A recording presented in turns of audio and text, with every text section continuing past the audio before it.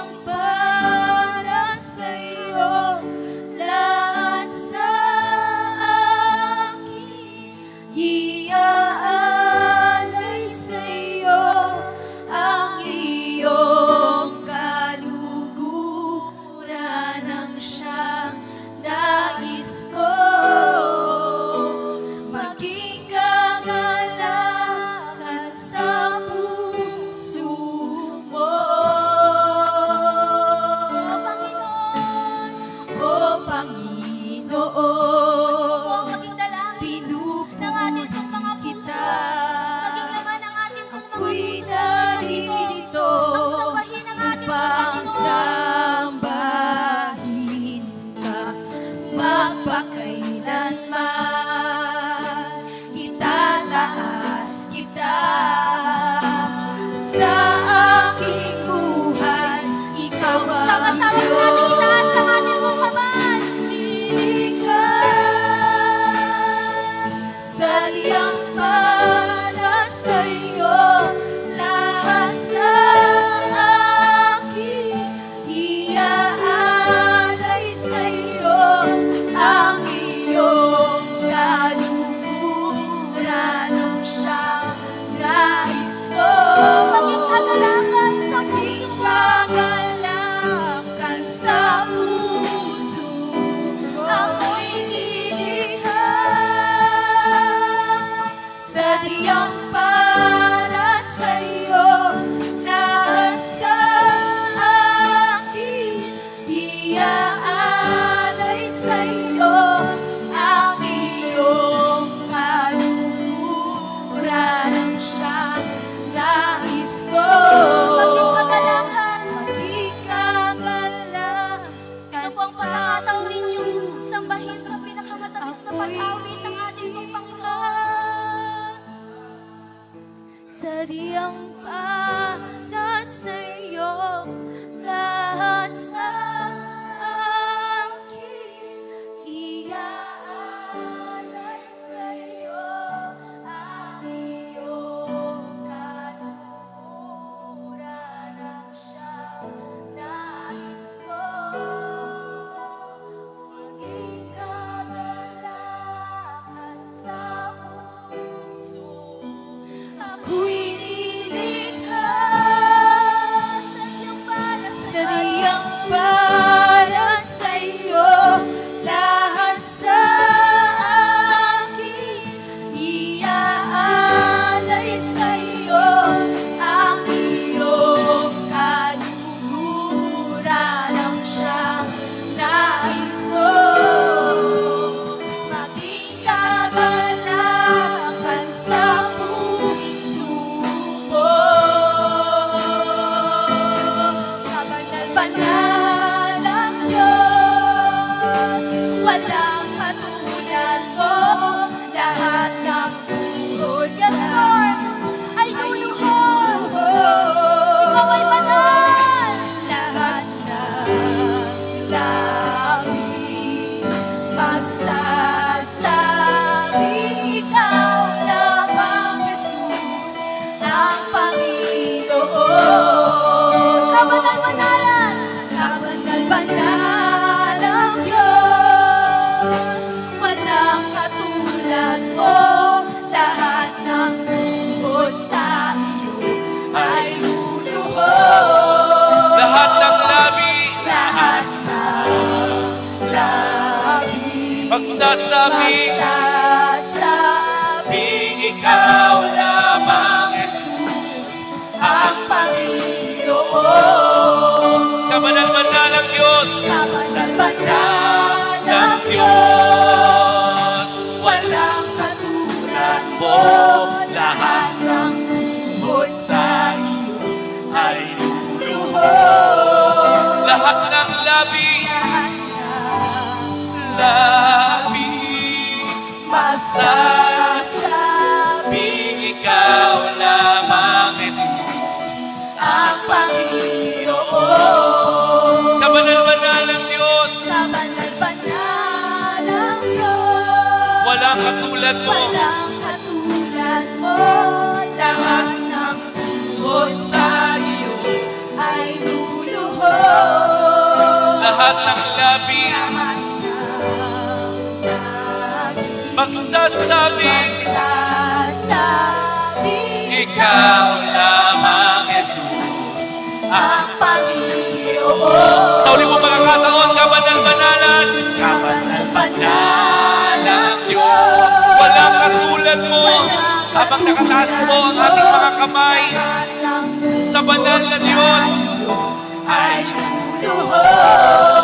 lahat ng labi, lahat ng labi Magsasabing ikaw lamang, Jesus, ang Panginoon. lahat ng labi, O Diyos, lahat ng labi magsasabing ikaw. lamang, Jesus, ang Panginoon. Lahat ng labi, lahat ng labi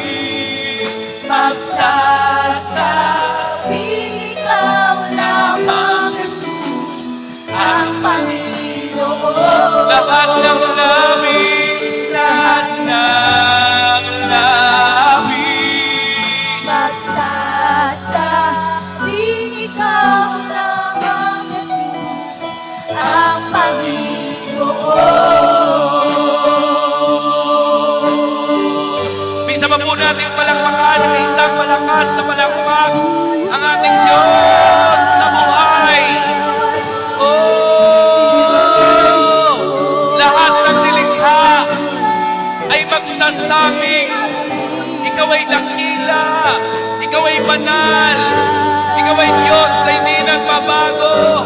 Noon, ngayon, at kailanman, O Diyos. Hallelujah! Hallelujah! Hallelujah! Oh! We worship you, God. We glorify your name. We magnify you. We magnify you, Lord. Hallelujah! Hallelujah! Hallelujah! Hallelujah! Panginoon, tunay nga na ang aming tinig, ang aming lakas, ang aming buhay, ang oras po na ito, maging ang gawain po na ito, ay hindi sasapat upang mailarawan ang kadakilaan, kabanalan ng iyong pangalan sa aming mga buhay, Panginoon. Walang anumang awitin, tula, salita, ang patuloy, Panginoon, na makapaglalarawan ng iyong kadakilaan, ng iyong kabanalan, ng iyong kaluwalhatian sa aming mga buhay. Pero Lord, ngayong gabi po na ito, hayaan mo na sa aming simpleng awitin, sa aming simpleng pagsamba, Panginoon, patuloy na maluwalhati namin, madakila namin ang tapat na pangalan mo, ang presensya mo na hindi nagbabago noon, ngayon at kailanman. Sa kabila ng aming mga kakulangan, sa kabila ng aming mga karumihan, patuloy na ang pag-ibig mo, ang katapatan mo, ang habag at biyaya mo ay laging bago sa aming mga buhay. Lord, thank you, God, for giving us another life, another strength, Lord, another opportunity to worship you, God, to experience your holiness in this place. Salamat, Panginoon, dahil hindi ka nagbabago noon, ngayon at kailanman. Salamat dahil sa awitan pa lang namin, Panginoon, alam po namin, O Diyos, na nakapagbigay po kami ng papuri, kaluwalhatian na nararapat lamang sa iyong dakilang pangalan, Panginoon. Ngayong umaga po na ito, ngayong araw na ito, ngayong gabi po na ito, O Diyos, patuloy na samahan mo po kami sa gawain po na ito, Banal na Espiritu. Patuloy kang kumilos, mangusap sa aming mga buhay, at ang aming panalangin, ang aming pag-aaralan sa mentoring po na ito, Panginoon, ngayong gabi po na ito, ay makita po namin ang aming mga sarili, Panginoon, sa katuruan, kalooban mo, ngayong gabi po na ito. Lord, patuloy, O Diyos, nang ilagay mo ang aming mga puso sa isang kalalagayan na kami nagnanasang maituwid, maitama, Panginoon, at maturuan pa at patuloy na lumago sa aming karunungan, pagdating, O Diyos, sa paglilingkod sa iyong harapan, Panginoon. Lord, tanggalin mo whatever hindrances, anumang katigasan ng puso, anumang pagmamalaki, kayabangan, Panginoon, kawalang interes sa pagpunta sa lugar po na ito, anumang spirito, Panginoon, Lord God, ng wandering thoughts, ay patuloy na tinatanggalan po namin ang kapangyarihan sa aming mga buhay. Lord, hayaan mo po, Panginoon, na kami maging masigasig ngayong gabi po na ito, na makinig ng iyong salita. Patuloy, Panginoon, na ang aming mapapakinggan ay magsilbing matamis, Panginoon, na pulot sa aming mga tenga, sa aming mga panlasa, spiritual. Lord, patuloy, Panginoon, bigyan mo po kami ng spiritual hunger, Lord, to know you, God, and to serve you better, God. Lord, alam mo po, Panginoon, at alam po namin ang kalooban mo sa lugar po na ito. At yun, O Diyos, ay ang patuloy na lumago ang gawain na ito na ipinagkatiwala mo po sa amin, Panginoon. Lord, anumang katigasan ng puso ay tanggalin mo, Panginoon. Anumang mga kaguluhan ay patuloy na tanggalin mo, Panginoon, sa lugar po na ito. And Lord, we let loose the spirit of love, unity, compassion, and the desire to know you more and more and more, God. Ang patuloy na maghari sa amin. Ang panalangin po namin ay patuloy na sa aming mapapakinggan, tumanim ito, tumimo ito sa pinakamatabang parte ng aming mga puso, ng aming mga buhay. Hindi lamang namin ito mapakinggan, bagkus, Panginoon, ito, Diyos, ay maisapamuhay, mai-apply po namin sa aming mga buhay and even to the ministry that we are representing. Sa akin, Panginoon, na gagamitin mo, langisan mo ang aking labi, hindi ang aking kagustuhan, hindi ang kalooban ng tao, ang patuloy na maganap, mangyari sa gabi po na ito. Bagkus, Panginoon, ikaw lamang ang patuloy na maitaas, maparangalan, madakila, Panginoon, sa aming mga buhay, Panginoon, Lord God.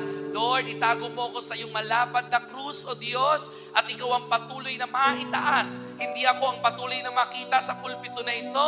Bagkus, Panginoon, ang kaluwalhatian mo, ang patuloy na madakila at patuloy na maitaas, maparangalan sa lugar po na ito. We declare that Jesus is Lord over this place. We declare that Jesus is Lord over this mentoring, Lord.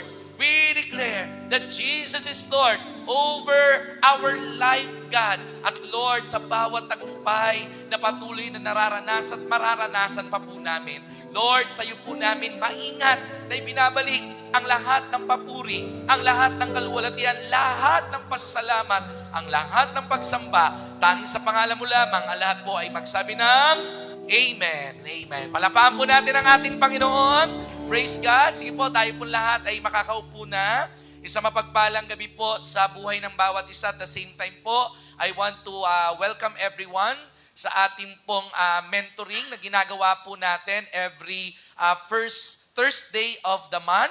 At tuwing tayo po ay nagkakaroon po ng tinatawag na mentoring, ito din po ay paalala na tayo din po ay nasa panibagong buwan.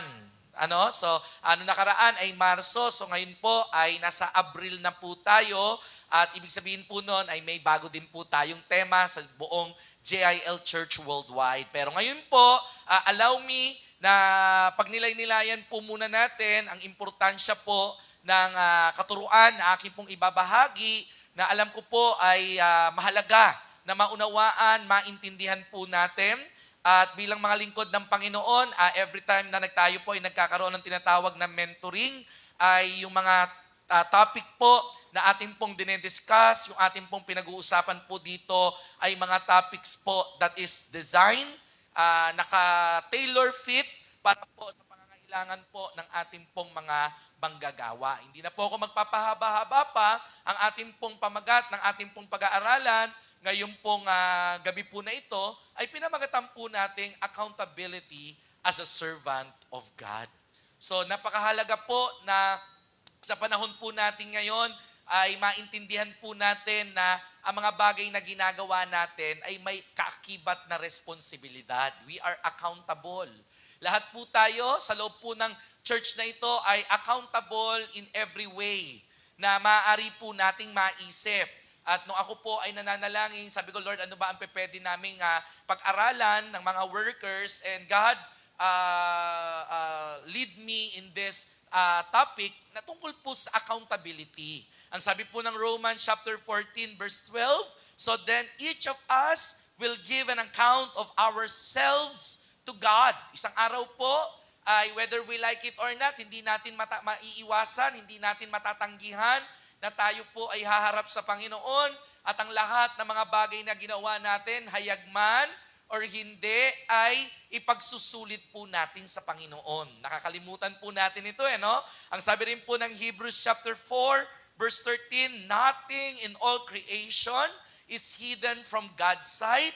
Everything is uncovered and exposed before the eyes of Him to whom we must give account. Katulad nga po ng sinabi ko kanina, na lahat ng mga bagay na ating pong ginagawa, hayag man or hindi, isang araw po ay ipagsusulit natin sa Panginoon. At ito po ay paalala na we need to be responsible and we are accountable sa ating pong mga ginagawa sa harapan ng ating Panginoon. And lastly po, ang sabi ng 1 Peter chapter 4, verse 5, but they will have to give an account to Him who's already to judge the living and the dead. So ito pong mga Bible verses po na ito ay ilan lamang sa mga bersikulo sa Bible na nagpapaalala po sa atin na as Christian, as worker of God, as servant of God, ay meron po tayong pananagutan sa harapan ng ating Panginoon. We should keep in mind that we are accountable bilang worker at leader ng ating Panginoon.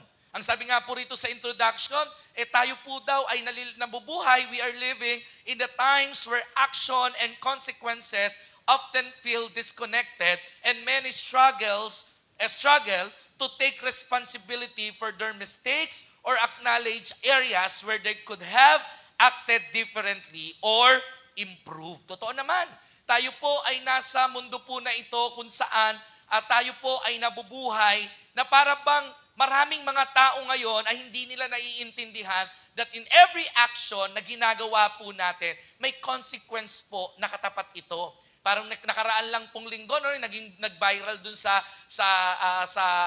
balita, yung binaril, yung sila ay nag-away, sinuntok, and then iba-ibang version ng kwento, pero ang nakita natin dun sa video ay yung isang lalaki naglabas ng baril at pinagbabaril yung taong nakaalitan niya. Marami pong mga tao ngayon ang hindi na nakakaisip na tayo po ay accountable sa lahat ng mga bagay na ginagawa natin.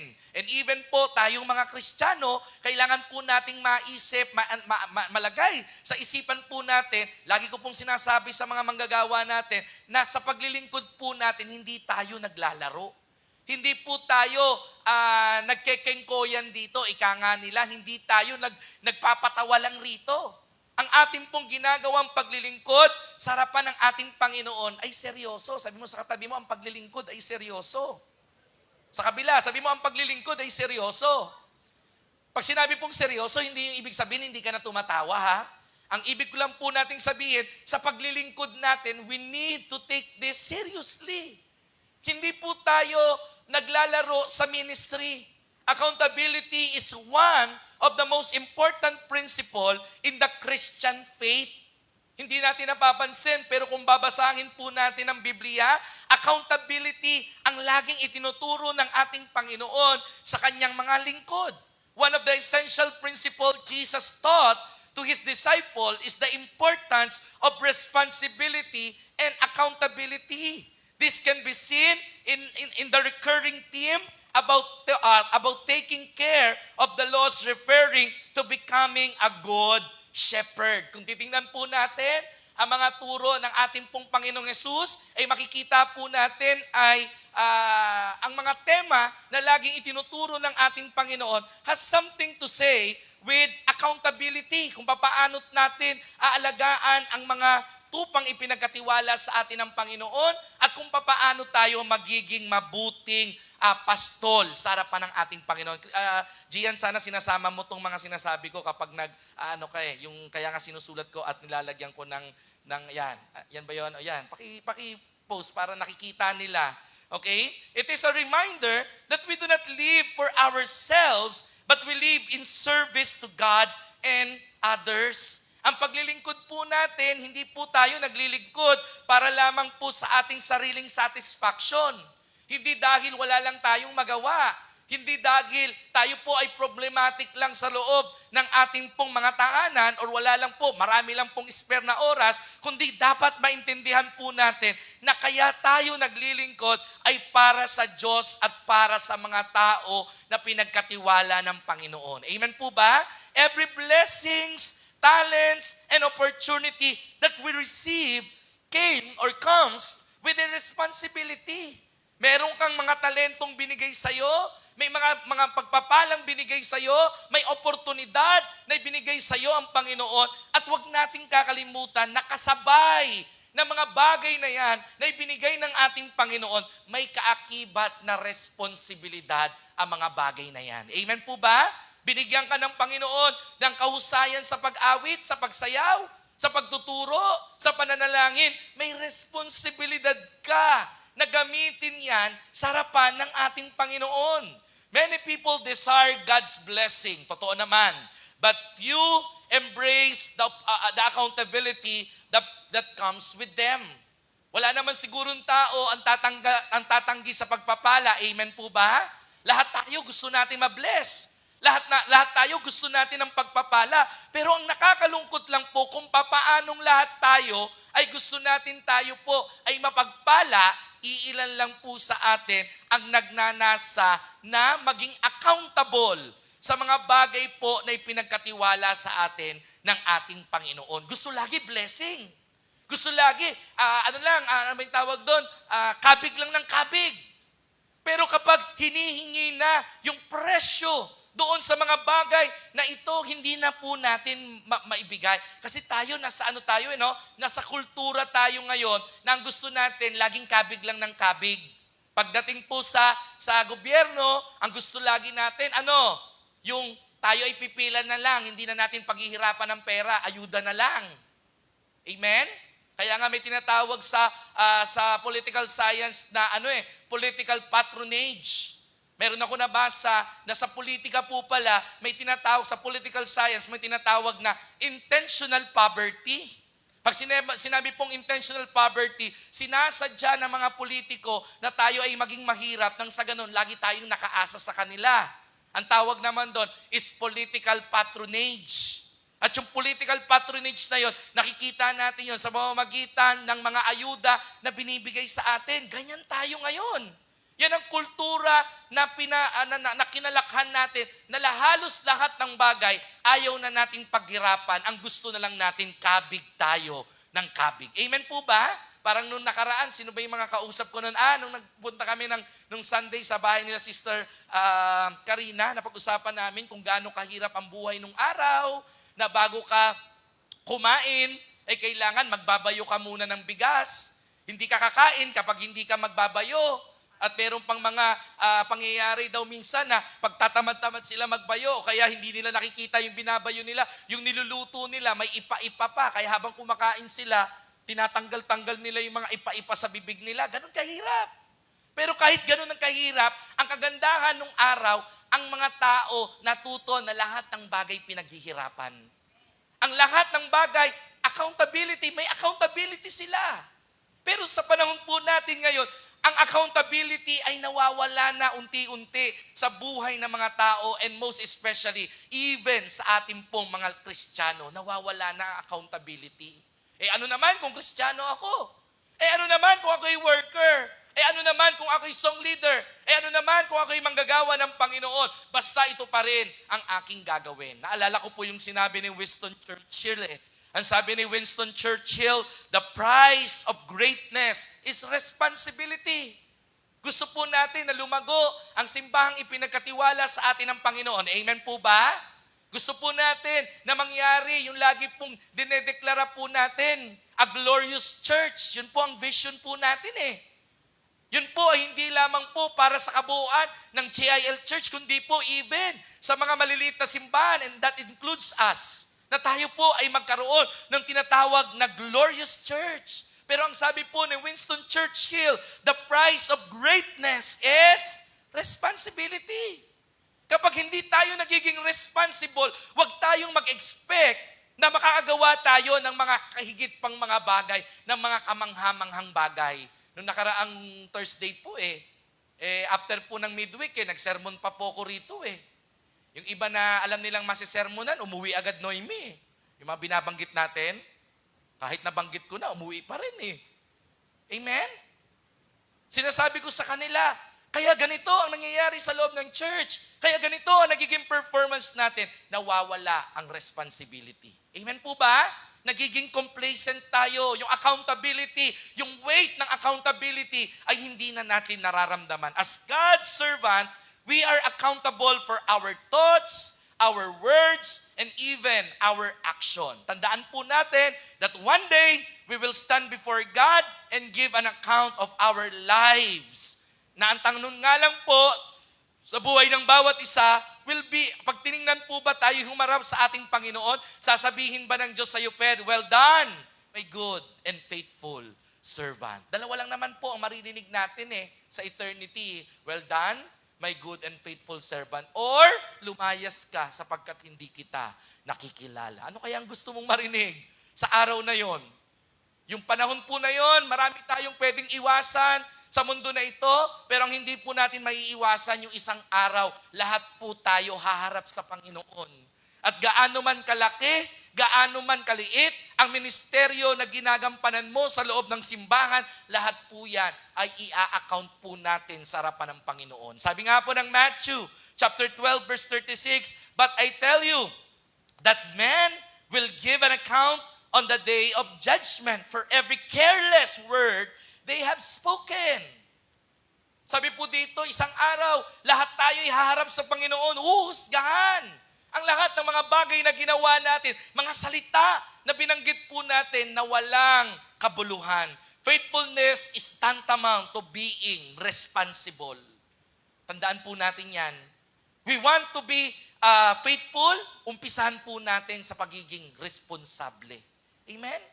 Lagi nating kinakanta, lagi nating dinedesire, Lord, I want to be faithful to you. Gusto ko maging tapat sa iyo. Hanggang sa iyong muling pagbabalik. Pero magagawa po natin yan if we live in a responsible life for God. So ngayong gabi po na ito, let us now explore the 5 key areas of accountability as a servant of God. Ano ba yung mga area na dapat nating isipin, tandaan, na mahalagang mga area sa buhay natin where accountability and responsibility ay dapat nakikita sa ating mga servant of God. Number 1 is accountability of God. Of course, yun ang number 1, Kailangan malagay sa isipan po natin that number 1, above anything else, tayo ay accountable sa Diyos. Ang mga ministry na kinalalagyan po natin ay hindi naman tayo accountable lang sa pastor, sa leader natin. Lagi nating iisipin na ang ating pong buhay, number 1, tayo po ay accountable sa Diyos. Sometimes si Pastor Ian di naman nagpapatawag ng meeting Kaya kahit na hindi ko nabantayan kung ang aming attendance sa women's, sa men's, sa KKB, YAN ay bumababa or tumataas, okay lang. Hindi naman nakikita na hindi naman kami nagpa-follow up. Hindi naman nakikita na hindi kami nagbubukas ng bagong life group. Hindi naman nakikita na yung aming mga attendees, yung aming mga members sa network na kinabibilangan namin, hindi naman nagde-devotion. Hindi naman talaga umaaten ng prayer day. Hindi umaaten ng LWDT. Okay lang, mali po yun. Dahil tandaan po natin, we are accountable to God. Hindi man nakikita ng ating mga leader, hindi man nakikita ng ating mga pastor, ang mga bagay na ginagawa natin. Pero tandaan natin, the moment na maglingkod tayo sa ating Panginoon, we are accountable to God. Amen po ba? Minsan, mas takot pa tayo sa tao kaysa sa Diyos Amen? Naku, si pastor, mag-check ng ganito, kailangan kong gawin itong mga bagay na ito. Pero hindi po dapat ganun ang ating attitude. Dapat po sa mga bagay na ginagawa natin, iisipin natin at lagi po nating ilalagay sa isipan po natin na anuman ang ginagawa natin ay may responsibilidad tayo una sa Diyos. He is our creator, our master, and He is our judge. Siya ang huhusga sa lahat ng bagay na ginagawa natin. Kamusta? Every time ba na tayo pumupunta sa church, sinisigurado mo ba na ikaw ay talagang makapaglilingkod? May nasabihan akong isang kabataan last time Sabi ko, ikaw ba pupunta ka lang dito sa church? Hindi mo sisiguraduhin na nagawa mo yung pinaka-the best mo? Pupunta ka lang dito para ikaw ay masermonan ng leader mo? Hindi dapat ganun. Every time na ikaw ay pumupunta ng simbahan, every time na pumupunta ka ng church, ang goal mo dapat masigurado mo, lalabas ka na nagawa mo ang task na binigay sa'yo. Kung ang task na binigay sa'yo, pananalangin, siguraduhin mo na kapag tumayo ko dito, nanalangin ka ng ubod ng kayang magagawa mo, pinaghandaan mo. That is your responsibility. Kung ikaw ay maa-assign na ikaw ang taga-welcome doon sa labas, ikaw ay usherette, so make it sure na matatapos ang gawain na nasa pamamagitan ng buhay mo, naparamdam mo sa mga taong dumarating ang pagmamahal ni Kristo. Amen po ba? Hindi pa pwede na naglilingkod tayo, naturingan tayong tinatawag tayong mga lingkod ng Panginoon, pero hindi natin nagawa ang responsibilidad na inata sa atin ng Panginoon. Huhusgahan tayo ng Diyos. Every decision we make, every word we speak, and every action we take will be measured against His truth. Tandaan po natin yan. Sabi ng Matthew chapter 12 verse 36, "But I tell you that everyone who will have to give account on the day of judgment for every empty words they have spoken." Nabanggit ko na po kanina. God sees and hear everything. Nothing is hidden from Him. Minsan maraming mga kabataan na hindi natatakot na magbigay ng mga dahilan kung bakit hindi makakarating sa simbahan or sa ministry na kanilang kinabibilangan. Kami po, nung kami po ay mga KKB, lumaki po kami doon sa pagtuturo ng mga leader namin na wag kaming gagawa ng mga dahilan na hindi totoo. For example, sasabihin mo, ate, kuya, hindi po muna ako makapagsisimba, hindi po muna ako makaka-attend kasi po may sakit ako. Pero ang totoo, tinatamad ka lang. Sasabihin mo, pastor, hindi muna ako makaka-attend kasi sumasakit ang ulo ko May sakit yung anak ko, may sakit yung nanay ko, may sakit yung kung sino man. Lumaki po kami sa pagtitrain sa Sapang Palay, sa JIL Sapang Palay, na hindi namin ginagawa yun, natatakot po kami. You know why? Number one, we are accountable. Pangalawa, anumang bagay na sinasabi mo nangyayari. Amen? Sinasabi mo may sakit ka, kaya tingnan mo, lagi kang may sakit. Amen? Pag sinasabi mo, ang dinadahilan mo kaya hindi ka makapagsimba ay ang anak mo. Gusto mo ba yung anak mo ang magiging dahilan or ang babalikan ng Diyos? Naku, pastor, pasensya na po, hindi muna po ako makapaglilingkod kasi po yung aking anak. Hindi ko po maiwanan. Gusto mo kunin ng Diyos yung anak mo para makapaglingkod ka. Kaya kami po nung araw sa GIL, nung kami po ay nasa Sapang Palay, lagi po naming binabantayan ang mga bagay na sinasabi natin. Because confession brings possession. Kaya takot na takot kaming magsinungaling. Dahil alam namin na may Diyos na nakakakita ng lahat ng bagay na ginagawa namin. Amen? Kaya minsan kahit na talagang may sakit kami, talagang pupunta pa rin kami sa church. Bakit? Kasi we are accountable. We are responsible sa mga bagay na ipinagkatiwala ng Panginoon. Nung ako po ay naglilingkod sa Sapang Palay, bilang sa daliri na ako po ay umabsent. Parang tandang-tanda ko po, inaapoy ako ng lagnat, midweek service po yun, nagpaawit pa rin ako. After ko po magpaawit, bumaba lang ako sa baba, merong panghigaan doon sila Ate Tin nung araw, higa lang ako saglit para magpalakas, then habang nakahiga ako, naririnig ko yung nangyayari sa taas. Nung alam ko na magpapaawit ulit ako, umakyat ulit ako, pero inaapoy ako ng lagnat. Ganun kami tinarin nung araw. We are accountable. Hindi namin ginagawa yun para sa mga tao, kundi ginagawa namin yun dahil alam namin na may Diyos na nakakakita sa mga bagay na ginagawa namin. Amen po ba? Again, God sees and hears everything. Nasa kultura tayo ngayon na napakadaling magsinungaling. Nasa kultura po tayo ngayon na napakadaling gumawa ng mga dahilan. Bato-bato sa langit, ang tamaan tayo yan.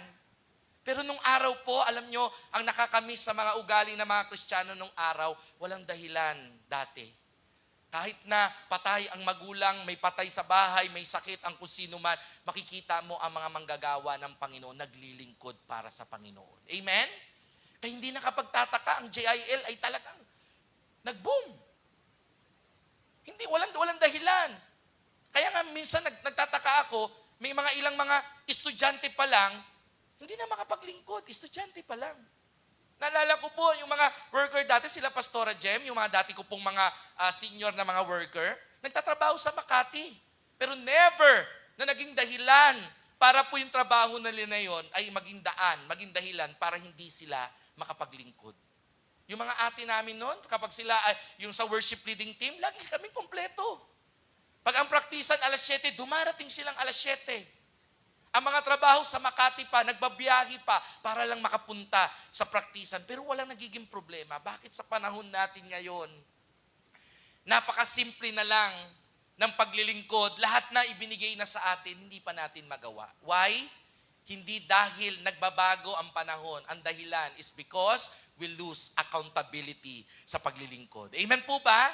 Parang ganito lang po yan eh. Imaginein natin, isang kumpanya where employees work as they please. Kunyari isang kumpanya, na yung kumpanya na yun, walang disiplina. Kung kailan papasok ang empleyado, papasok siya. Pag gusto niya nang uuwi siya. Ignoring the boss instruction. What would happen? Ano kaya sa tingin niyo ang mangyayari? That business will fail. And employees will be held accountable for their negligence. Amen? Tayo, ganyan tayo.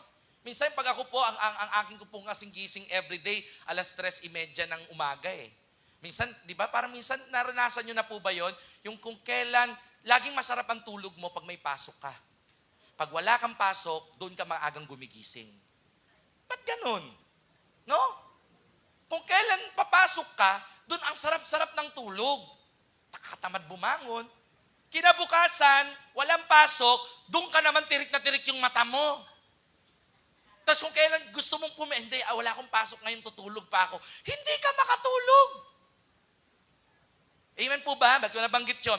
May mga pagkakataon po na gumigising po ako na ang sarap matulog. Sabi ko, di mo na ako papasok ngayon, okay lang. Anuhin ko ba yung kikitain ko ngayon kung ang kapalit naman nun ay yung pahinga ko ngayon. Pero naaalala ko, ay may mga estudyante pala ako nag-iintay sa akin.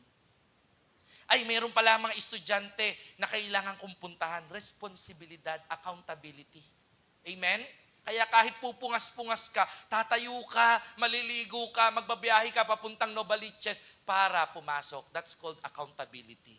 Amen? Tayo po ba? May ganun pa bang sense tayo? Na sa paglilingkod natin, naiisip natin, naku, hindi pwedeng, hindi wala ako doon. Kasi ako ang naka-assign sa pagpipicture. Ako ang naka-assign sa pagpapaawit. Ako lang nag-iisang instrumentalist. Pag nawala pa ako, walang tutugtog. Naiisip pa ba natin yon?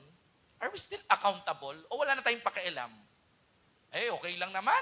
Kahit na gitara lang ang tumutugtog, kahit drums lang ang tumutugtog doon, maiintindihan naman siguro ako ng Diyos, mas nasobrahan na po tayo na wala na yung accountability natin sa Diyos. Kaya inilagay ang mga leaders natin para tayo ay bantayan.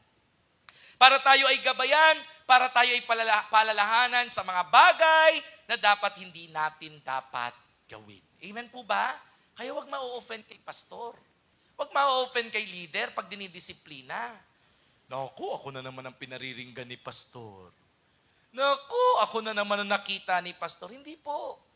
As your pastor, I am accountable sa iyong kaluluwa. Sabi ng Bible, ang mga dugo ay hahanapin sa aking mga kamay kapag tayo po ay hindi ay nalansi ng kaaway. Kaya po maging maingat po tayo. At wag po tayong ma-offend sa mga bagay na ginagawa po ng mga pastor po natin. Your leaders are first accountable to God. That's why they care for you. Amen po ba? Masakit na tayo po ay tinatama. Masakit po na tayo po ay dinidisiplina. Pero yun po ay parte lamang po ng kanilang misyon, ng kanilang trabaho. Amen po ba? Para sa trabaho. Pag mali ang ginagawa mo, pwede bang hindi ka papansinin ng boss mo? ng supervisor mo? Late kang pumasok, sasabihin sa'yo, okay lang yan. Gusto mo, wag ka pang pumasok eh. Maaga kang umuwi, sasabihin sa'yo ng boss mo, okay lang yan. Gusto mo, wag ka nang pumasok eh. Bibigyan pa kita ng sweldo. Hindi po ganun. Mas higit na accountable po tayo sa ministeryo na ipinagkatiwala sa atin ng Panginoon. And as leaders, tayo rin po, we should also we need to also keep in mind that the ministry that was given in our hands is given to take care of. Binigay yan sa iyo. Pinagkatiwala yan para ingatan mo. Sabi mo sa katabi mo, ingatan mo. Sa kabila, sabi mo, ingatan mo. Amen? Binigay sa iyo. Pinagkatiwala ang ministeryo na yan, hindi para sirain, para babuyin. Binigay sa iyo yan para ingatan. Kung ikaw ang head ng women's, ingatan mo. Kapag ikaw ang head ng KKB Wineout, ingatan mo. Ikaw ang head ng isang specific na ministry sa loob ng church, ingatan mo. Yung mga gamit natin, Daniel, ingatan mo. Lahat ng mga bagay dito, dapat iniingatan. Amen po ba? Kaya alam nyo, minsan pag nandito ako alam nyo, nagtataka kayo siguro yung ibang worker, si pastor pag dumarating, lagi diretso sa office. Alam nyo yung dahilan? Gusto nyo malaman? Hindi dahil malamig sa office. Alam nyo dahilan? Alam ng mga iba yan Anong dahilan?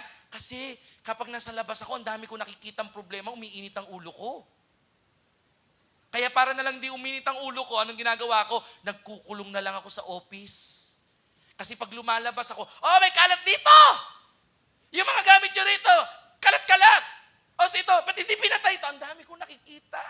Na-high blood ako. Kaya minsan ginagawa ko na lang, nagkukulong na lang ako sa office po, sa totoo lang.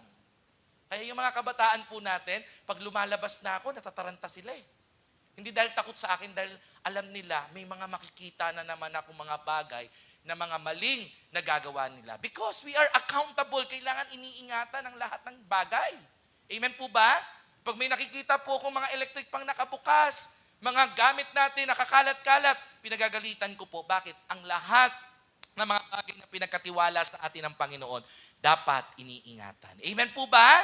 And the ministry na pinagkatiwala sa atin ng Diyos, dapat minamahal, iniingatan. Amen po ba? Huwag tayo maglilingkod na basta-basta makapaglingkod lang tayo. But instead, we must make sure that this is acceptable to God because we are responsible to what God entrusted to us. Naalala niyo si David? Nung si David ay naka-exile, siya ay mag-o-offer ng birth offering. Sabi nung isang kaibigan niya, ito ang gamitin mo para sa pagsamba mo sa Diyos, ang birth offering mo, yan ang gamitin mo. Ano sabi ni David? No, I won't offer anything to God that costs me nothing. Alam niya yung responsibilidad niya. Alam niya yung accountability niya. Hindi siya basta naglilingkod lang, na basta-basta sinisugurado niya na ang paglilingkod na gagawin niya is something that is acceptable for God. Amen po ba? Pag mananalangin tayo rito, paghandaan, that is your responsibility. Anong malay nyo? Alam nyo, nung araw sa JIL Church, opening prayer lang, may gumagaling mula sa sakit at karamdaman. Ganon ka-anointed. Opening prayer pa lang Wala pang word of God, hindi pa tumatayo si Brother Eddie, pero opening prayer pa lang, may signs, wonders, and miracle. Bakit? They are accountable. Pinaghahandaan nila ang pagtayo sa Panginoon. What we are doing right now, whether good or bad, it echoes eternally. Things we thought that has no effect externally has a lasting impact eternally. Yung mga bagay na ginagawa natin sa panlabas, akala natin walang nagiging epekto yan, but in reality, it has a lasting impact eternally. Amen? Sabi nga po rito ng isang anonymous author, you can evade responsibility, but you cannot evade the consequences of evading responsibility. Naintindihan niyo yun? Ang sabi rito, maaari mong takasan ang responsibilidad, pero hindi mo matatakasan ang kabayaran, ang consequence ng pagtakas mo sa responsibilidad na yun. Amen po ba? For example, ito pinagawa sa'yo, hindi mo ginawa, that is your responsibility. Maring matakasan mo, ayoko yan, hindi ako tatayo, ayoko. Magpapanggap na lang ako na may sakit, magpapanggap na lang ako na busy, matatakasan mo. Pero hindi mo matatakasan ang parusa, ang consequence na ibibigay sa'yo ng Panginoon. We need to constantly reminded that we are number one, accountable and responsible to God. Sabi nga ng Colossians chapter 3, verse 23, whatever you do, work heartily as for the Lord and not for men. Ang sabi rito, sa lahat ng bagay na gagawin natin, ayriin natin ginagawa natin, hindi para sa tao, kundi para sa Diyos. Amen po ba?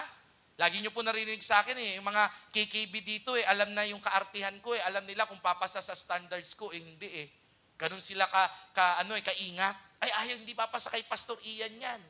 Ako lang yon. Eh, how much sa Diyos? Kapag naglilingkod tayo, it should be the best. It should be the purest. Amen po ba? Number 2, na lugar na dapat inoobserbahan natin ang accountability to one another. Una, we are accountable to God. Pangalawa, we are accountable to one another. God never intended for us to walk alone in our faith.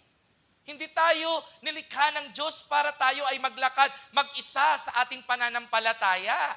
Kaya nga nung nakita ng Panginoon si Adan mag-isa sa paradise, gumawa ng isang Eva para may makasama. That is the concept. He placed in us a spiritual family, the church, to encourage, correct, and strengthen one another. We must be accountable to fellow believers. Mga kapatid, the moment na pumasok tayo sa church, accountable na ang bawat isa sa buhay mo. Kaya pag may nakikitang mali sa buhay mo, huwag kang ma-offend kapag tinatama ka. Amen? Naku, sister, ano ka na? Christian ka na. Ang dami mo pa rin mga ribulto rito. Dapat unti-unti tinatanggal mo na yan. Tapos ma-open ka. Sasabihin mo, grabe naman. Grabe naman panghusga itong mga ito. Ganyan-ganyan. No. The moment na pumasok po tayo sa simbahan, we are all accountable for the action of one another. Amen po ba? Sabi nga ng Bible, di ba? 2 heads are better than one. Kapag nanghihina yung isa daw, yung isa ang magpapalakas dun sa nanghihina. Ganun din sa atin.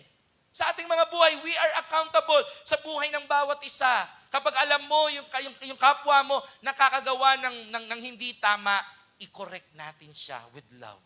Amen? Hindi yung sasabihin natin, wala akong pakialam sa kanya, buhay niya yan. Hindi. Dapat we are accountable sa buhay ng bawat isa. Sabi nga rito, we need to encourage, correct, and strengthen one another. We must be accountable to our fellow believers. Kaya ano sabi ng James, chapter 5, verse 16, therefore, confess your sins to each other and pray for each other so that you may be healed. Anong sabi doon? Magpanalanginan kayo. Magpatawaran kayo. Nang sa ganon, anong sabi rito? Kayo ay gumaling mula sa inyong mga sakit at sa inyong mga sakit. Accountability within the body of Christ leads to growth and healing.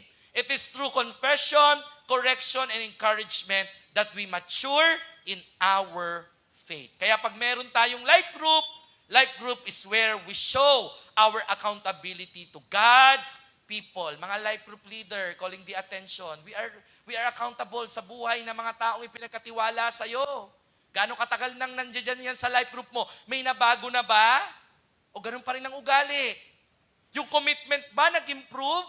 Kasi kapag hanggang ngayon, yung mga life group members natin, hindi sila nag-i-improve, then lagot ka sa Diyos. Pananagutan mo yan. Amen po ba? Tandaan po natin. Kaya tayo, accountability with the body of Christ leads to growth. Ang life group ay hindi barkadahan lang.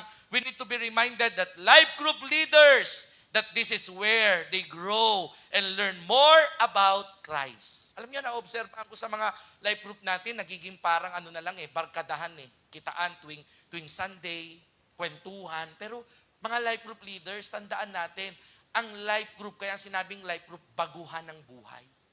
Amen? Napansin ko nitong mga nakaraang mga panahon, lumalamlam tayo sa prayer Kumukonti ang mga marunong manalangin sa atin. Kaya we decided, every time na tayo ay magkakaroon ng gawain, magkaroon ng grupo lang, tatlo lang, mananalangin. Nung araw sa amin, pag sinabing mag-pray ka, hindi ka pa pwedeng tatanggi. Kailangan mong manalangin. Kaya dapat, kapag ating ka ng gawain, laging prepared ka, ready ka, pinakikinggan mo paano nananalangin yung pastor, yung leader, para pag ikaw ang na-assign, alam mo na kung paano manalangin. Ganun dati. Ngayon, ang gusto lang, lagi barkadahan, grupo-grupo, fellowship. O sister, brother, ikaw magpipray, ay hindi po ako marunong ha? Ang prayer ay parang pagsasalita lang. Ibig sabihin, prayer, di ka marunong, hindi ka marunong magsalita, pipi ka. Hindi ka marunong magsalita, ano ka, sign language ka lang, nagsasalita. Ang pananalangin ay pagsasalita. Kung papaano kung nakikipag-usap sa inyo, ganyan ang pananalangin natin sa Diyos. Amen po ba?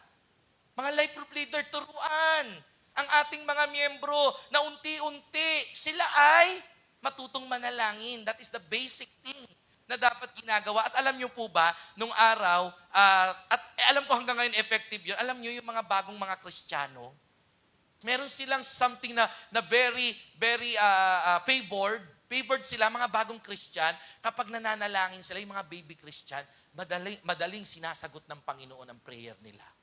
Kaya naalala ko, yung mga worker dati, sa sapang palay nung panahon namin, pag may bagong baby Christian, yung bagong-bago na mainit, lagi sila nagpapapray doon. Bakit? Kasi kung ano yung pinapanalangin ng mga baby Christian, yung mga bagong Kristiyano na yon, agad-agad sinasagot ng Panginoon. Amen po ba? Kaya do not underestimate yung mga miyembro natin na ngayon palang nananalangin. Kahit gaano kaliit, kaikli ang pananalangin niyan. Kahit hallelujah, hallelujah lang, kinabahan like, hallelujah, hallelujah, hallelujah, amen. Pero yung the mere fact na tumayo siya doon, at least nakagawa na siya ng first step sa pananalangin sa Panginoon. Amen. Sabi nga ng Bible, di ba? If any one of you lacks wisdom, ask God. Hindi ka marunong manalangin, ask the Lord. Amen? Lahat naman yan, hindi natin alam Pero nalalaman na lang natin kapag ang banal na spirito ang lumukob sa iyo. Amen po ba? Kaya mga JIL, sanay tayo na ang lahat ng bagay natutunan natin with the aid of the Holy Spirit. Pansinin nyo mga JIL, laging sasabihin, kinakabahan ako. Pero pag tumayo na, 30 minutes nang nananalangin. Kinakabahan pa yun. Amen? Ay, naku po, pasensya na po. First time ko lang po mag-exhort ngayon. Kinakabahan po ako, pero bahala na po ang Holy Spirit. Ay, grabe, 2 oras na nagsasalita. Kulang na lang hilahin na yung mic. Kinakabahan pa yon. Ganun kumilos ang banal na spirito. Ang kailangan nating tandaan, mga life group leaders, we are accountable to them.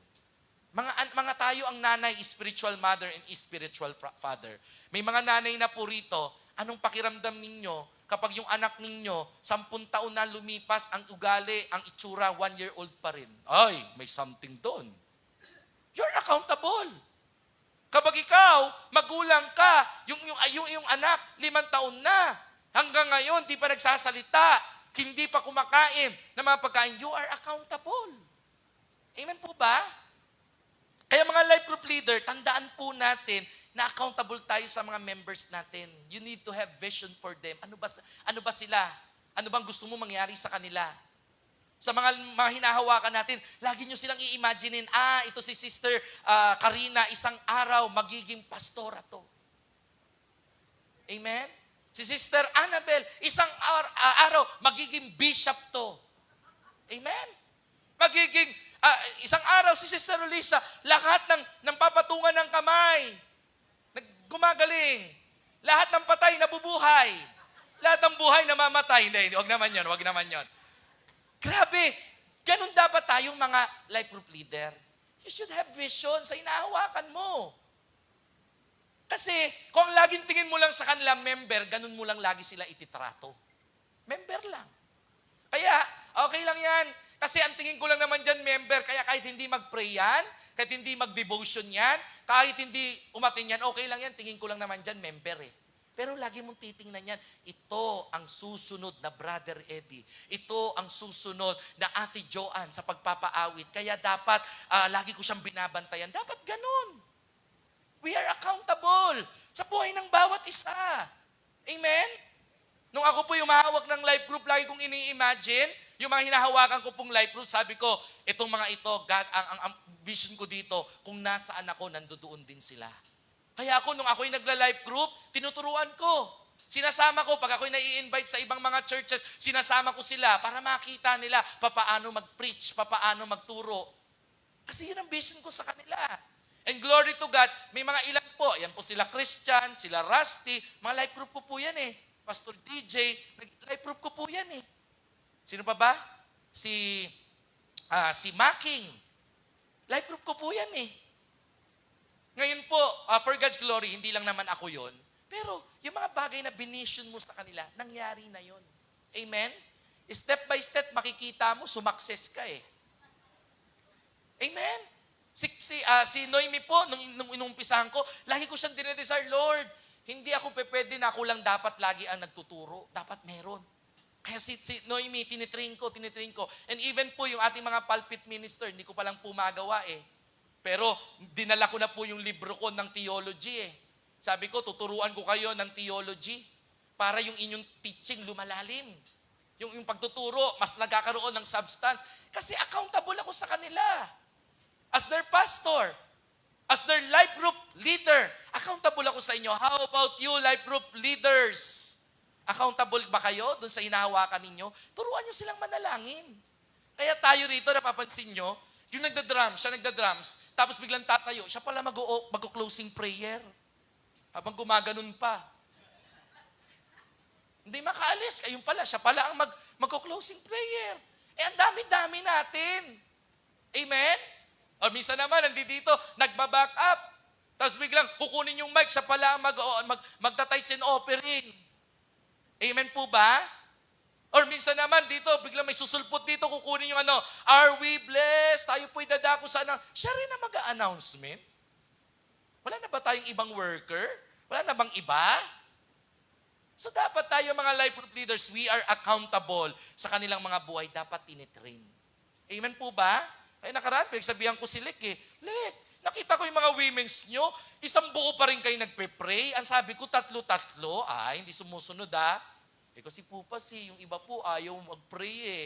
Ay, matigas ang ulo. There's something wrong. Dapat sumusunod tayo. Kasi may binababang vision sa pastor ninyo, dapat sumusunod tayo. Amen?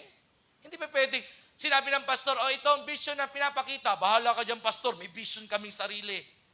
Mali yun. Ambition yan. Hindi vision yan. Amen po ba?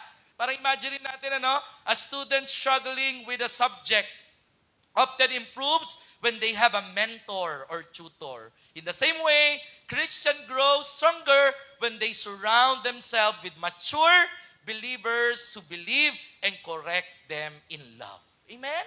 Tinitrain kayo. Even yung mga women na nandito, mga KKB na nandito, huwag nyong nasangin na habang buhay kayo ay mga baby. Dapat isang araw, makita nyo sarili, nagtitrain na kayo. May hawak na kayong life group. Nakahiwalay na kayo sa nanay ninyo. Nakahiwalay na kayo sa tatay ninyo. Nagla-life group na kayo. Amen?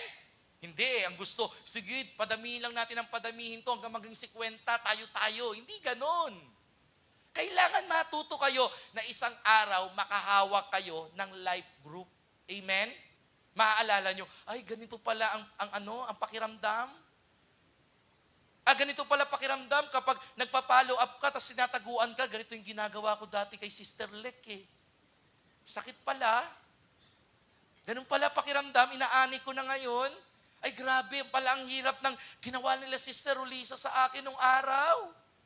Laging punta ng punta sa akin, pero tinataguan ko, now I know kung gaano kahirap, kung gaano nila ako kamahal. Kaya mas lalo kong tsatsagain tong tao na ito. Ganun eh. Ganun dapat, accountability. Sabi nga ni Bob Proctor, accountability is the glue that ties commitment to result.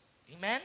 Kaya kailangan accountable tayo sa lahat ng bagay na ginagawa natin. Number 3, saang area tayo kailangan accountable? Number 3, we need accountability in our service, sa paglilingkod natin sa Diyos. As servant of God, we are given different gifts, talents, and responsibility. However, with this gift comes a greater level of accountability. Kaya nga nung sabi ng Luke chapter 12, verse 48, from everyone who has been given much, much will be demanded. And from the one who has been entrusted with much, much more will be asked. Ang napagkakatiwalaan sa maliit ay mapagkakatiwalaan sa malaki. Mapagkakatiwalaan sa malaki ay mapagkakatiwalaan sa mas malaki pang mga bagay. This means that God expect more from those He has blessed abundantly. Pinagpapala ka ng Diyos, malaki ang expectation ng Diyos sa'yo. Pinatawad ka ng Diyos, malaki ang pagkakasala mo, pinatawad ka ng Panginoon. God expect more from you. Whether we are pastors, teachers, or simply followers of Christ, we must use our gift wisely. Parang katulad nito, no? Parang isa kang doktor who has been trained and entrusted with knowledge to save lives. Pero yung karunungan na yon, yung gift na yon na binigay sa'yo ng Diyos, na kaya mo makapagligtas ng buhay ng mga tao, hindi mo ginagamit. If he neglect his duty and causes harm, he will be held accountable. In the same way, if we misuse our God-given abilities, we will be answerable to Him. May pananagutan tayo. Kaya mo naman mag-pray, ayaw mo mag-pray. Kaya mo naman magbigay, ayaw mo magbigay. Kaya mo namang mag-exhort, ayaw mo mag-exhort, tinatamad ka lang. Kaya mo namang magpaawit, ayaw mo magpaawit. Kaya mo namang sumayaw, ayaw mong sumayaw. Kaya mo namang mag-life group, ayaw mo mag-life group. Tandaan natin, may pananagutan tayo sa Diyos. Sabi mo sa katabi mo, may pananagutan ka sa Diyos. O takutin mo, sabi mo, lagot ka sa Diyos. Amen?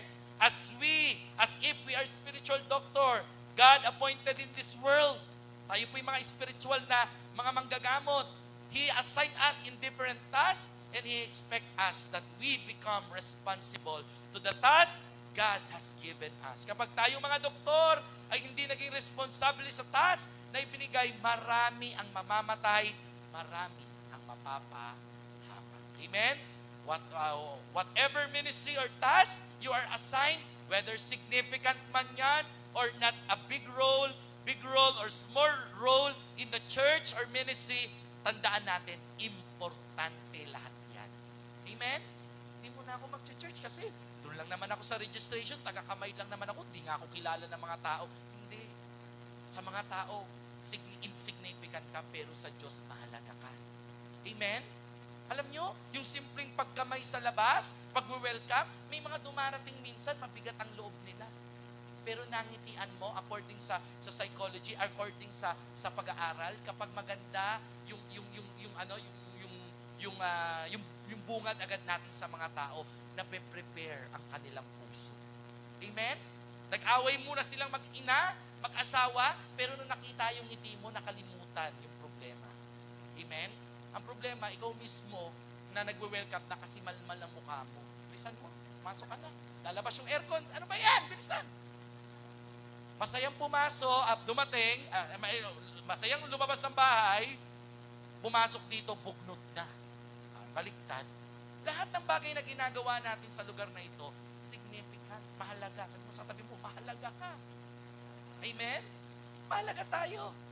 Ako naman kasi, ang ministry ko lang, every first Sunday of the week, taga-ayos ng communion. Mahalaga ka. Amen? Ako naman kasi, ang trabaho ko lang, taga-picture-picture. Mahalaga ka. Nado-document ang lahat ng bagay na ginagawa. Amen? Lahat ng kasi ang mga bagay na nangyayari, hindi na natin ito mauulit, pero salamat sa iyo, parte ka ng documentation, nare-record mo ang mga bagay na nangyayari. Amen? Huwag mo sabihin, ako naman, kahit wala naman ako magpapatuloy ang church. Totoo, pero magiging kulang ang experience ng church kapag wala ka. Mahalaga ka. Amen po ba? Sabi dito, kagaano walang maliit o malaking role sa Diyos. Lahat ng ginagawa natin ay mahalaga sa Diyos. That's why, when we come to the ministry of God, exert your full responsibility, your accountability to it. Amen? Kung ikaw ay naka-assign sa live, siguraduhin na bago tayo magla-live, may tunog. High blood ako nung nakaraang, midweek Chinek ko kung kailan, ako pa nag-check. Pag-check ko walang tunog, sabi ko, kayo ang naka-assign dyan. Kayo dapat na nagsisigurado na may tunog ang ating live. O ang laging tingin nyo lang, kasi naman po yung live natin, nanonood lang dalawa Yung isa pa doon, yung nandito rin sa loob. Pero sabi ko sa kanila, no, hindi ganun dapat ang mindsetting. Pag nagla-live tayo, maaaring walang nanonood ng live, pero merong mga tao na binabalikan yung live natin. Anong malay natin na yung tao na yun, nung binalikan niya panahon na meron siyang matinding problema. May mga ganyang pangyayari minsan na nanonood ng live, doon sila nakakilala sa Panginoon. Doon sila na born again. Amen po ba? Si Brother Eddie, bukod sa kanyang kapatid na born again siya, may mga ilang mga tao na nakikinig ng Word of God ni Brother Eddie na born again. Sabi ko, hindi kayo naging accountable doon sa live natin. Paano na lang kunwari, may isang tao na nasa bingit na ng kamatayan, magpapakamatay na. Tapos nagdumaan sa kanila yung news feed ng ating live. Sabi, ay sige nga, bago ko magpakamatay, tingnan ko muna nga itong live ng GILC Truth. Pagtingin, walang tunog, ay sige, magpakamatay na lang ako. Accountable tayo. Nagigets niyo po ba yung punto ko? Sa bawat bagay na ginagawa natin, tandaan natin, accountable tayo. Huwag nating iisipin na, wala naman nanonood wala naman naglalike Hindi dapat ganun ang mindsetting natin. Ang Diyos kumikilos sa hindi natin inaasahang pangyayari. Amen? Hindi ko ayusin yung pagpapaawit ko kahit sinto-sintonado, tugtugan namin. Okay lang. Kung hindi mo alam, may dumating na attendees na very keen sa pakikinig ng musika. May iba, walang pakialam sa musika. Kahit na sintonado pa yan, nabibless pa yan, umiiyak pa yan. Kahit sintonado. Paano yung mga iba na very particular sila pagdating sa music, imbis na bless, na buwisit, lumabas. Amen? Ang tunog natin, baka masyadong malakas. Are we responsible? Pinakikinggan ba natin? Baka sabog na yung tunog ng sound natin. Na mabibless na sana yung tao. Kaso sobrang lakas ng sound natin, di na bumalik. Sabi, ba't di ka na po kayo bumalik? Ha? Sabi ko po, bakit hindi na po kayo nag-church? Ha? Nabingi na pala. Nakita niyo po yun? Because of lack of accountability, yung mga simpleng bagay na ginagawa natin, hindi, nakaka-apekto Amen po ba? Minsan pinagsasabihan ko po, yung ating nasa, sermon na rin, yung nasa mga registration natin, minsan may mga attendees tayo, gustong mag-tithes.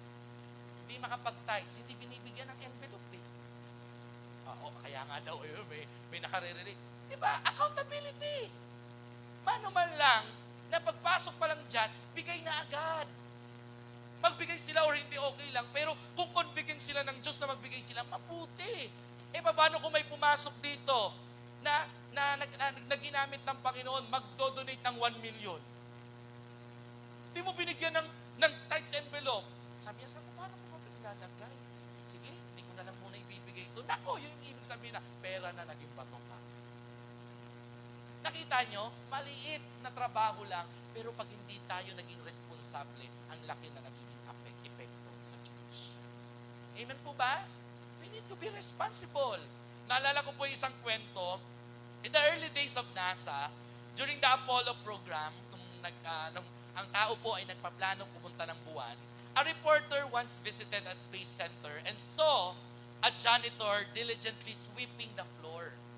So nakita niya, merong isang janitor na nagmamap ng sahig. Talagang diligently sinisweep niya yung floor. Curious, the reporter asked, "What's your job here?" Ano ba trabaho mo rito? Sabi nung janitor, without hesitation, with confidence, the janitor replied, "I am helping put a man on the moon." Pero mo, lalampaso lang ng sahig. Pero ang sabi niya, hindi lang ako basta naglalampaso dito. Tinutulungan ko ang unang tao na makarating sa buwan. Grabe, no? That answer wasn't just about sweeping floors. It was about understanding the greater purpose behind his work. He knew that every task, no matter how small, contributed to something bigger. If he didn't do his job well, dust or debris might interfere with sensitive equipment and the entire mission could be at risk. Alam nung janitor, na kapag hindi niya ginalingan, inayos ang paglilinis niya, yung mga dumi, yung mga debris, maaring lumipad doon sa mga equipment. At kahit gatuldok na alikabok lang, maaaring makompromiso sa pagpunta ng tao sa buwan. His sense of dedication, responsibility is a reminder that no job is insignificant. True dedication comes from understanding how work, no matter what it is, fits into the bigger picture. Because of the people like him, katulad ng janitor na yon, Apollo 11 successfully landed on the moon in 1969, making history. Amen po ba?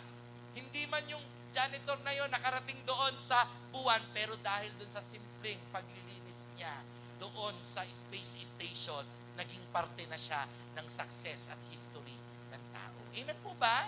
Ganun din po sa atin.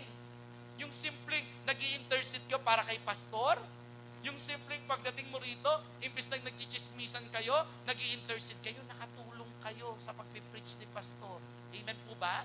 Yung pagdating mo dito, naglilihans ka, Lord, lahat ng mga uupo sa upuan na ito, mapagpapala ng katuruan mamaya ni pastor. Malaking bagay yun. Nalala ko po yung kwento Malayo ko na kwento. Meron pong isang pastor na nung siya po ay kinuha na ng Lord, pinakita sa kanya ng Panginoon kung bakit napaka-glorious ng church na hinahawakan niya. Ang akala niya, that is because of his dedication. Pero hindi niya alam na kaya pala ang lagu-lago, ang miracle nangyayari sa church niya, bago siya mag-umpisa, yung janitor nila, isa-isa nililihans ang mga upuan sa church. At sinasabi ng janitor, Lord, ang sino mang uupo sa upuan po na ito, makikilala ka, mararanasan ka, makakaranas ng himala. Walang kaalam-alam ng pastor. Akala niya kaya ang daming himala nangyayari sa church niya because ang galing niya. Pero pinakita sa kanya ng Panginoon na meron palang isang janitor, bago dumating ang mga tao, bago dumating ang pastor, nililihans na ang mga upuan. Amen?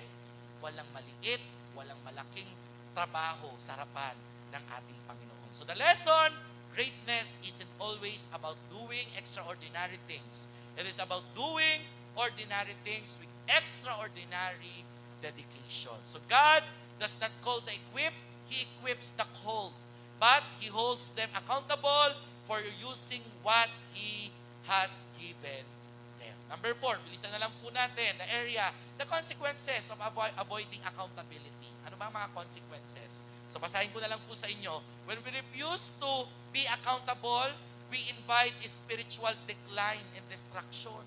Ang nagiging consequences, pag iniiwasan natin accountability, nagkakaroon po tayo ng spiritual declineness. Nagde-decline yung ating spirituality. Yung ating spiritual ay nade-destroy. The Bible gives us clear example of people who either embrace or rejected accountability, leading to the rise or downfall. Isang example na po dyan si King Saul. Hindi siya naging accountable, ano? Nung sa kwento sa Samuel chapter 15 verse 22 to 23, anong sabi? Anong instruction sa kanya? Huwag kayong kukuha ng kahit anong samsam mula doon sa mga Pilisteo o sa kalaban ninyo. Ano ginawa ni Saul? Kumuha pa rin. And worse, Carl, nung siya ay kinumpronta ni Samuel, imbis na maging accountable siya. Ano sabi niya? Kasi yung mga kasama ko pinipilit nila ako hindi siya naging accountable. Siya ang pastor. Siya ang leader. Siya ang king.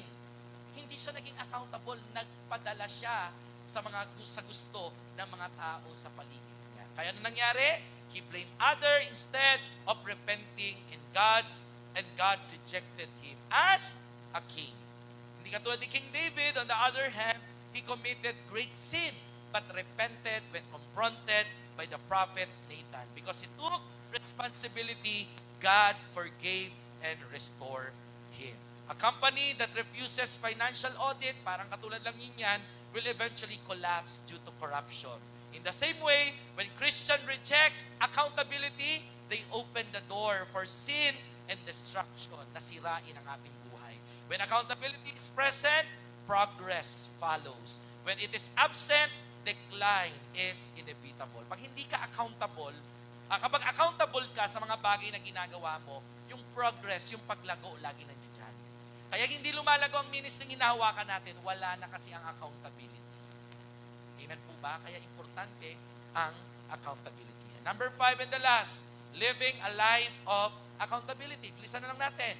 How can we ensure we live accountable lives before God and others? So number 1, examine your heart daily. So ask God to search your heart and reveal any areas of disobedience. Amen? Kailangan i-examine natin ang puso natin araw-araw. Baka meron ng mga hindrances para tayo ay karanasan natin yung accountability. Next, surround yourself with godly counsel. Stay connected to mentors and fellow believers who will guide and correct you in love. Okay? Paliputan natin ang ating buhay ng mga tao with godly counsel. Amen? Tayong laging sama ng sama sa mga tao na iba ang pananampalataya. Alam mo ng dating daan, doon palagi mong pinakikinggan.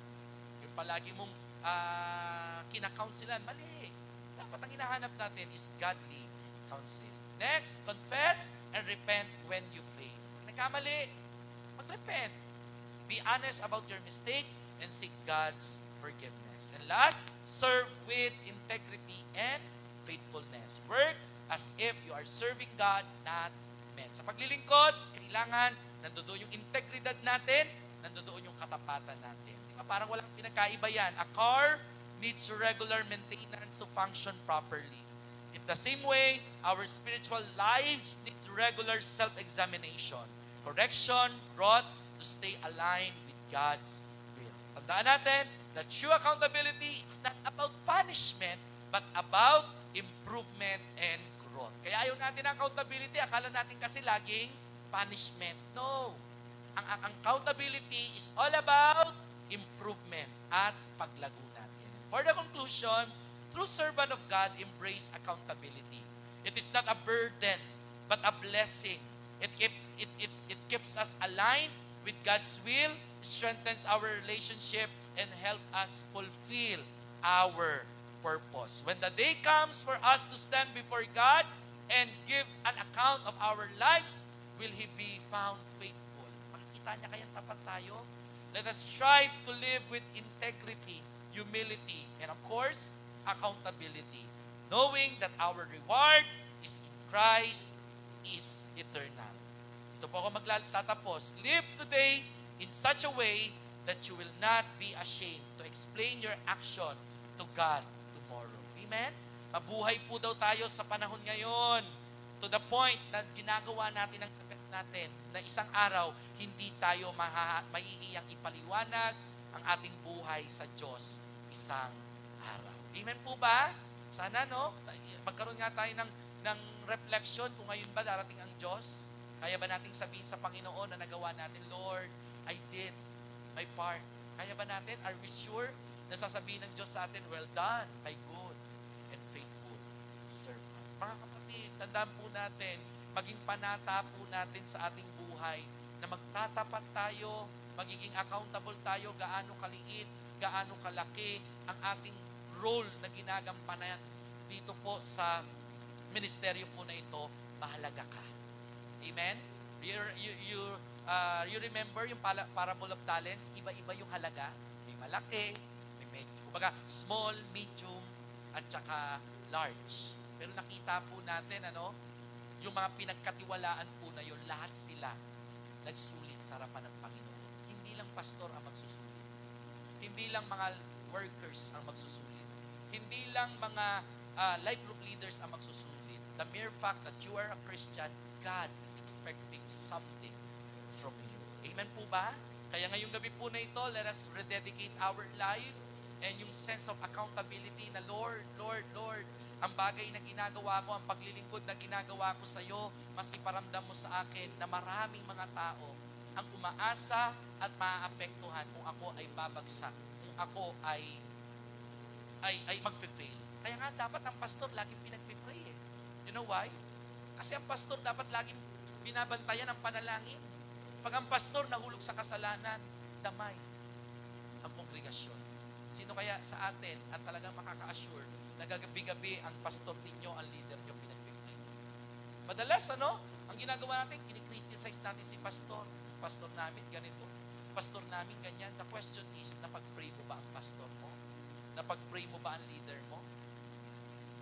Kailangan po maintindihan natin that our action, every action, our life, we are accountable to God. Reklamo tayo ng reklamo sa mga bagay. Ang dami natin nakikita sa church sa pangit. Ang tanong, naging accountable ka ba na ipanalangin yon?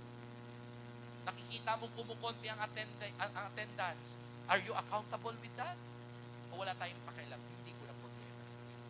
Mga kapatid, ngayong gabi po na ito, sabay-sabay po tayo na ipangako sa Diyos, Lord, I will do my best.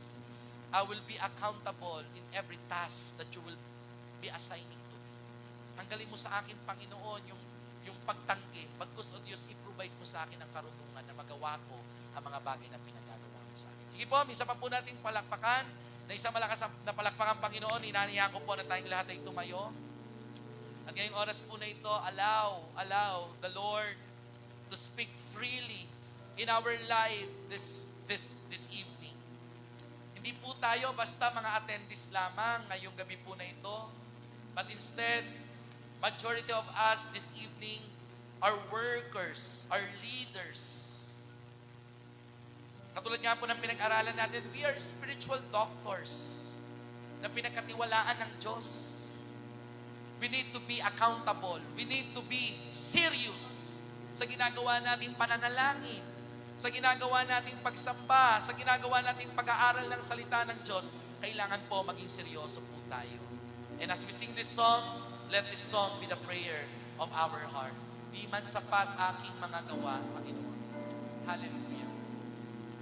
Di man sapat aking mga gawa sa paglilingkod sa Diyos na dakila. Di man sapat maging ang salita, Di man sapat maging sa pagpupuri at pagsamba sa iyo, aking Ama. pagpupuri at pagsamba sa iyo, aking Ama.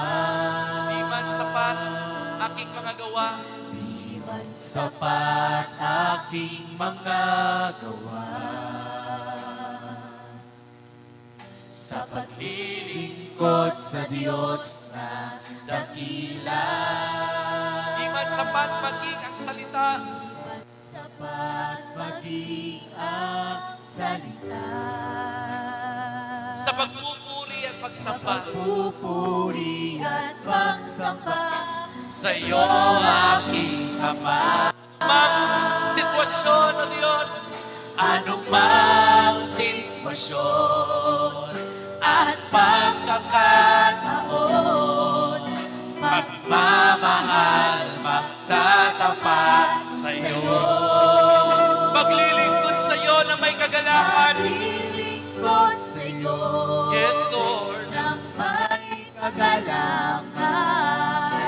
Panata ko ngayon at kailanman, Panginoon. Ako sa iyo'y magtatapat, ibibigay lahat ang puso ko.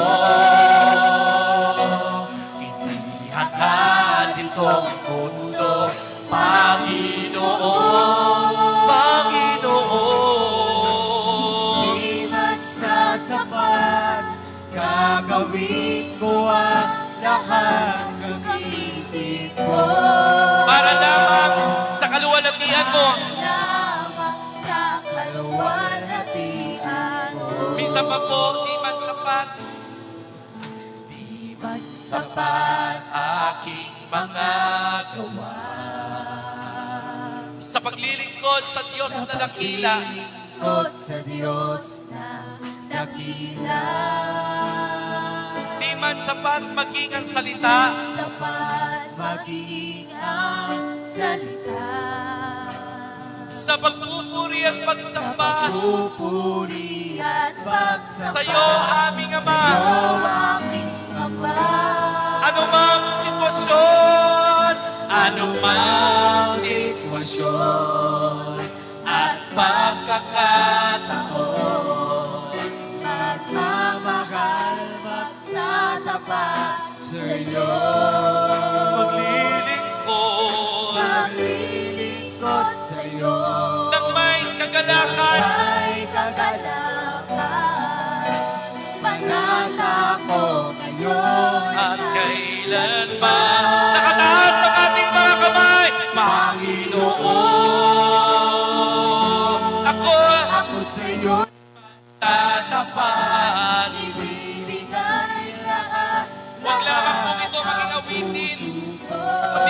Ipanalangin natin ngayong gabi na ito. ang ating mundo, Panginoon. Panginoon, Hindi man sasapat, gagawin ko ang lahat, gamitin mo. para lamang Para lamang sa kaluwalhatian mo. Panginoon. Panginoon, Oh, ako sa'yo'y magtatapat, ibibigay lahat ang puso ko. hindi hangad itong mundo, Panginoon, Panginoon. di man sasapat, gagawin ko ang lahat, gamitin mo. Para lamang sa kaluwalhatian mo. Let the instrument worship the Lord.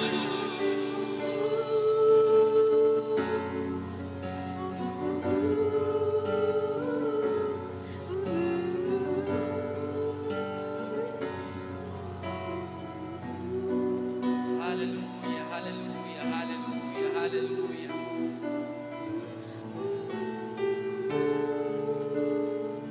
Yes, Lord, yes, Lord.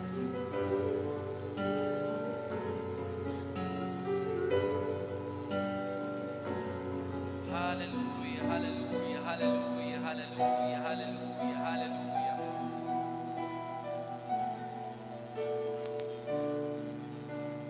Ngayong oras po na ito, let us rededicate our heart, our mind, our soul to God.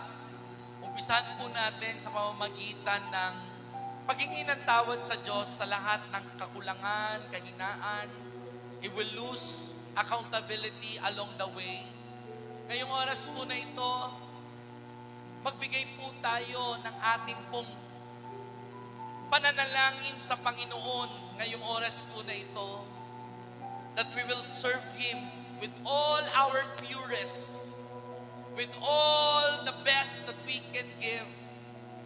Pagsamba na hindi naghahangad ng anumang bagay na kapalit, dahil yung kaligtasan lamang, pagmamahal, kabutihan ng Diyos, na sa kabila ng ating karumihan, minahal tayo ng Panginoon. Ngayong oras po na ito, ask the Lord, Lord, patawarin mo po ako. Kung nagkasala po ako, patawarin mo po ako, Panginoon. Kung hindi po ako naging tapat sa iyo sa pamamagitan ng kawalan ng accountability, nawala ang aking focus, Lord, naging makamundo ako. Ngayong oras po na ito, to be an effective servant of God, you need to have a sense of accountability. You need to have a sense of responsibility sa puso po natin. Ang buhay po natin ay maikli lamang. Siguraduhin po natin na sa nalalabing buhay na meron po tayo, hindi po tayo ma-disqualify. Bagkos makita ng Panginoon na ang bawat hininga, bawat oras, bawat lakas na ibinibigay niya po sa atin ay ginagamit po natin para maitaas ang dakilang pangalan ng ating Panginoon. Ngayong oras po na ito, begin to pray for the ministry that you are representing. If you represent women's ministry, men's network, KKBYR, pray for those network, for those ministry. Every Wednesday, every Thursday, nandito po tayo. Hindi para mag-ubos lamang ng oras, kundi nandito tayo para mag-intervene between your ministry, your network, and God. That is your responsibility. Ano mang mga bagay na nangyayari ngayon sa iyong ministry, idulog mo sa panalangin, iluhod mo sa panalangin. Feel the pressure, the burden of what is happening in our church right now. Be accountable sa bawat bagay na ginagawa po natin. Manunugtog ka, be accountable. Up until now, you don't know how to flow in the Spirit. Be accountable. Hallelujah, hallelujah, Jesus. Hallelujah, hallelujah, hallelujah. Pray. Pray. Aside sa anuman pong mga bagay, ang makapagbibigay ng himala sa ating pong ministry, sa simbahan na pinaglagyan po sa atin, ay ang panalangin po natin. If we commit ourselves in praying for our church, then something will happen. Pumupunta ka na lang ba rito na wala na yung joy? Ask the Lord, Lord, renew the joy of my salvation. Naging routinary na lang ba ang pagpunta mo? Ang pagtugtog mo, wala nang excitement. Ang pananalangin mo, wala nang excitement. Ang pag-attend mo sa gawain, wala nang excitement. Ngayong oras na ito, ask the Lord to rekindle your word. Hallelujah, hallelujah, hallelujah, hallelujah, hallelujah. We worship you, God. We worship you. Worship leading team, be sensitive, be sensitive. Hallelujah, hallelujah, hallelujah. Ako sa'yo'y magtatapat, ibigay lahat ang puso ko. Yes, Lord, we give you praise. Hangad itong mundo, Panginoon. hindi man sasapat, gagawin ko ang lahat, gamitin mo. Para lamang sa kaluwalhatian mo. Panginoon, Panginoon, ako sa'yo'y magtatapat. Ibibigay lahat ang puso ko. Di hangad itong mundo, Hangad itong mundo, Panginoon. hindi man sasapat, gagawin ko ang lahat, gamitin mo. Para lamang Para lang sa uli pong pagkakataon, walhatian mo. Panginoon, ito po ang aming panata sa'yo. Kami sa'yo'y magtatapat. Sa'yo'y magtatapat, ibibigay lahat ang puso ko. Di hangad itong mundo, Hangad itong mundo, Panginoon. hindi man sasapat, gagawin ko ang lahat, gamitin ko. Para lamang sa kaluwalhatian mo. Panginoon, maraming salamat for the spirit of accountability that you are impressing in our life right now. Salamat sa pagpapaalala, Panginoon, na Lord, ang isang bagay na nawala po sa amin is the sense of accountability, the sense of responsibility, Lord, sa mga talento, sa mga ministeryo na pinagkatiwala mo sa amin. Our prayer, Lord, tulungan mo po kami, Panginoon, na maging tapat po kami sa mga mumunti o mga malalaking bagay na ipinagkatiwala mo sa amin. Whether ito'y pananalangin, whether ito'y pag-welcome sa mga attendees, o anumang mga menial or major task, Lord, matagpuan mo po kami na tapat, totoo, the best, ang ginagawang paglilingkod sa iyo. Paglilingkod na walang halong pagkukunwari, paglilingkod na walang ibang ninanasa, kundi ma-reflect po namin, Panginoon, ang kaluwalhatian mo sa aming mga buhay.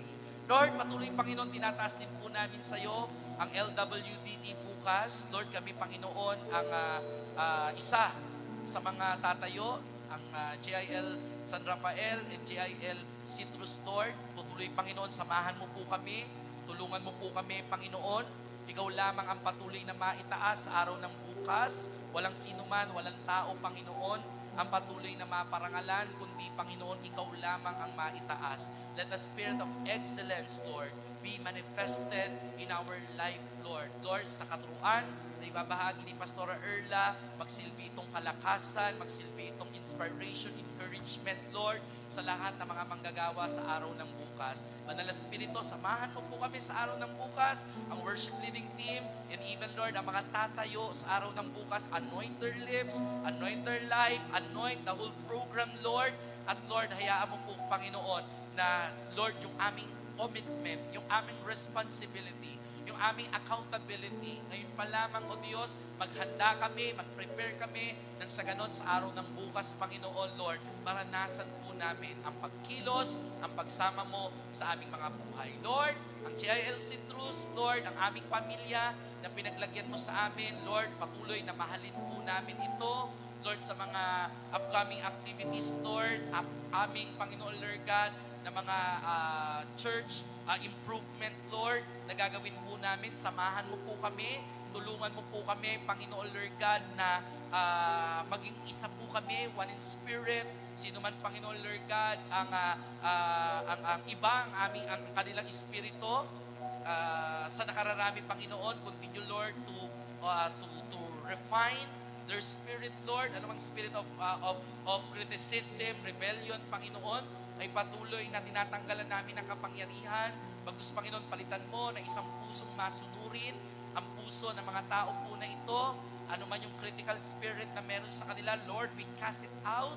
At hayaan mo po, Panginoon, ang mga manggagawa, ang mga leaders, Panginoon, ang mga attendees, O Diyos, ang lahat ng parte ng JIL Citrus, madatnan mo, Panginoon, na punong-puno, Panginoon, Lord God, ng humility, ng accountability, ng responsibility, ng commitment, Panginoon, ng integrity sa aming ginagawa, Panginoon. Lord, alam po namin, marami pa rin kaming mga kahinaan, kasalanan na nagagawa, pero salamat dahil ngayong gabi po na ito, nilinis mo po kami, Panginoon, at binigyan mo ulit kami ng pagkakataon, Lord, upang makapaglingkod ng tapat, ng walang halong pagkukunwari sa iyong harapan. Pagpalain mo ang JIL Citrus, Lord.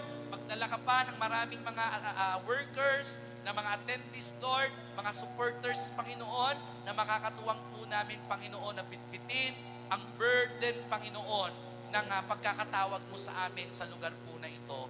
Lord, hayaan mo po, Panginoon, sa mga barangay na naka-assign sa amin, sa Citrus, Panginoon, Lawang Pare, Santo Niño 1, Santo Niño 2, and even, Lord, sa San Martin de Porres, Lord. Lord, hayaan mo po, Panginoon, maabot ng mga barangay na ito ng iyong gawain. Thank you, God. Thank you, Jesus. Salamat sa katuruan.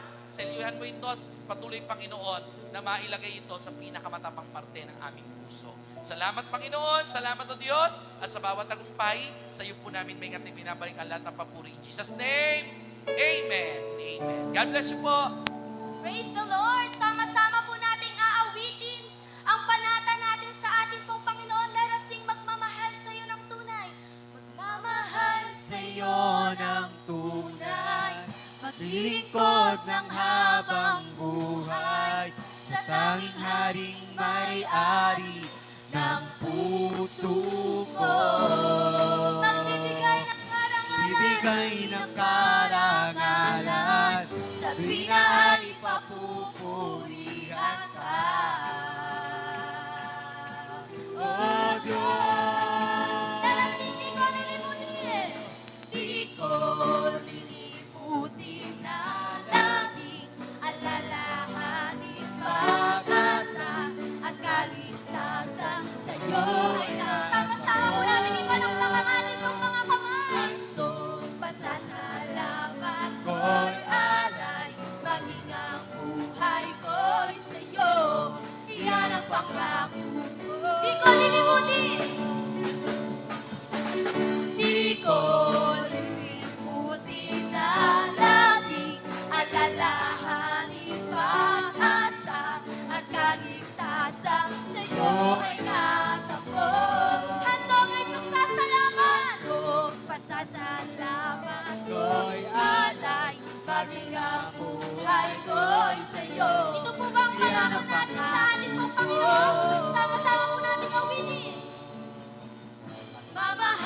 sa'yo ng tunay. Maglilingkod ng habang buhay sa tanging haring may-ari ng puso ko. Magbibigay ng karangalan, sa tuwina ay papupurihan ka. Oh Diyos, Ang pangako natin sa ating pong Panginoon. mahal sa'yo ng Pwede po ba natin gawin ito kasabay ng Lingkod pagtaas ng habang buhay sa tanging haring may-ari ng puso ko. Bibigay ng karangalan, sa tuwina ay papupurihan ka. Oh Diyos, Let the congregation worship the Lord. Magmamahal. mahal sa'yo. Parinig po natin sa ating pong Panginoon ang pangako natin sa Kanya. May-ari ng Puso ko, magbibigay ng karangalan bigay ng karangalan, sa tuwina ay ay papupurihan ka. Oh God, let us sing Lingkod Lilimutin.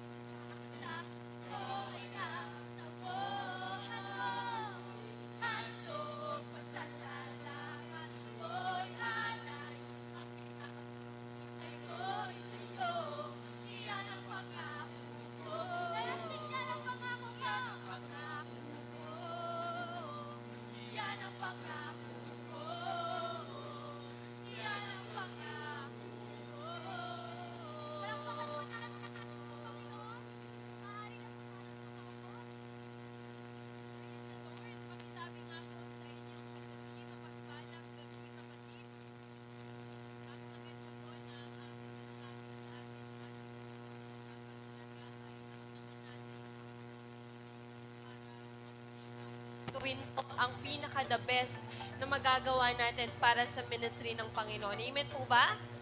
At ang ko po nito ang pag-aanyaya po natin sa ating mga kapatid sa ating mga gawain.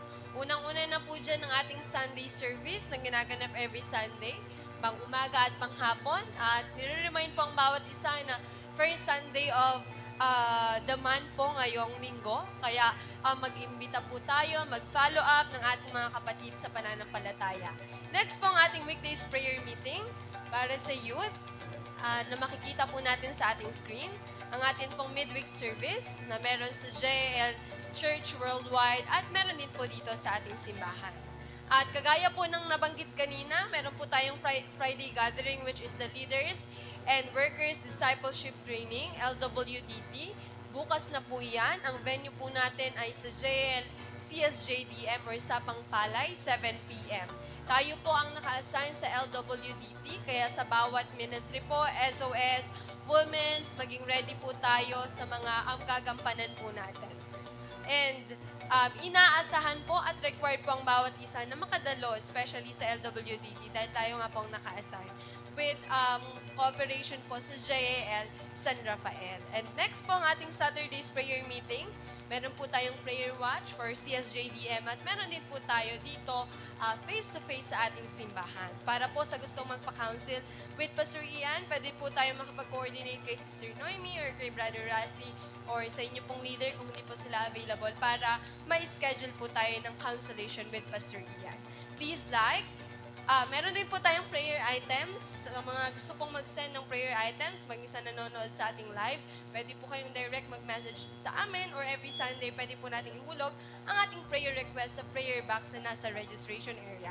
Please like, share, follow ang ating Facebook pages, ang Jesus is Lord, Citrus-San Jose at ang ating pong KKB Connect. And syempre po ang ating pong ginaganap na Bible Trivia. Pwede po bang kumaway ang lahat ng mga nakaka-join sa ating Bible Trivia? Ayan. Praise the Lord. Kala ko po mahihirapan po kayo. Ayan, napakaganda po ng nangyayari sa ating Bible Trivia. Ito po ay nagbabasa po tayo ng 1 or 2 chapter a day. At meron po tayong question na sinisend sa ating GC. We encourage po, maging ating mga members, encourage po natin na makapag-participate po dito sa Bible Trivia. Dahil isa po ito sa paraan para mas maging malalim po ang ating pagkilala sa ating Panginoon. And on behalf po ni Pastor Ian, natutuwa po si Pastor Ian dahil almost po sa atin ay perfect sa ating mga scores. Every, nagsisend po ng score. Kaya congratulations po sa inyo. At doon po sa ating, di ba po may takeaways doon, mas maganda po na masusayan pa natin dahil naiisip po namin na ipopost yung talagang makapagdamdaming takeaways. Yan. And yun po, patuloy po tayong sumagot sa Bible Trivia. Meron po tayong 24 hours para sagutan yon. And syempre po ang ating mga upcoming events. Una-una na po dyan ang ating Worship Breakthrough na gaganapin sa July 26, 2025 sa Camp Praise Valley. And next pong ating KKBN Adult Encounter. Yan, yung mga hindi pa po nakakapag-encounter, ay mag-ready na po tayo ng ating pang-registration fee. Dahil alam ko po, mostly may registration fee po doon.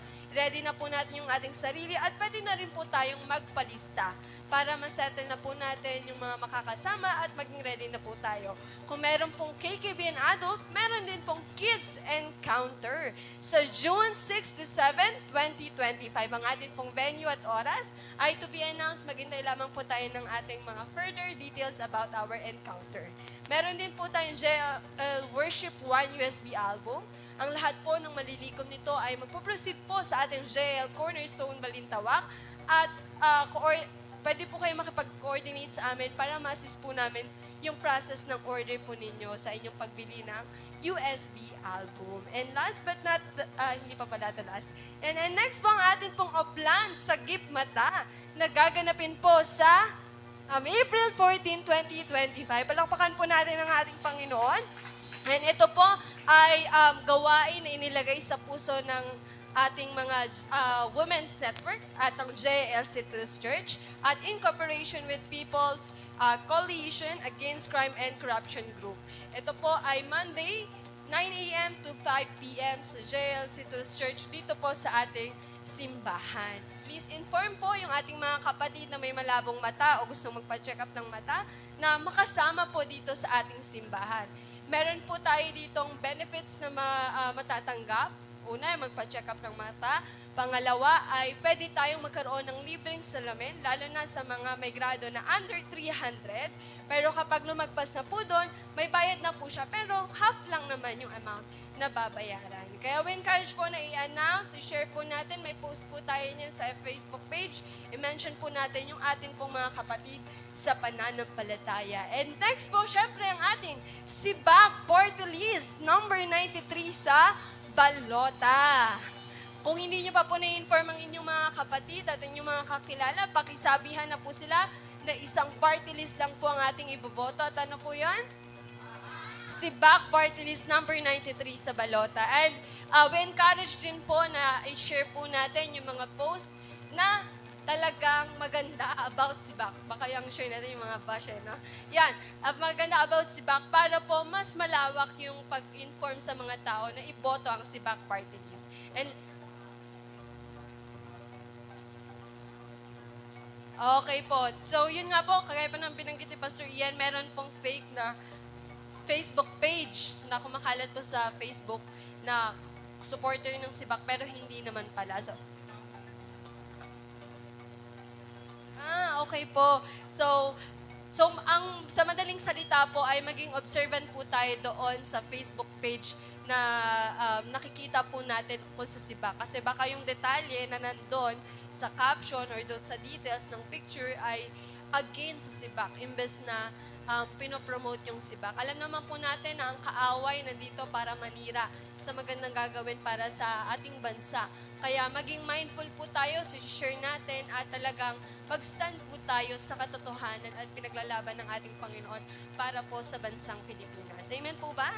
Ayun naman po, and do not leave your belongings unattended. The church is not responsible for lost or stolen items. Sa madaling salita, igaantan po natin ang ating kagamitan. Tayo pong lahat ay tumayo na para po sa ating pangmalakas na panalangin. Sama-sama po nating palakpakan ang pinakamainam na pagpalakpak ang ating pong Panginoon. Awitan po natin siya, sa'yo ang alay ko'y papuri.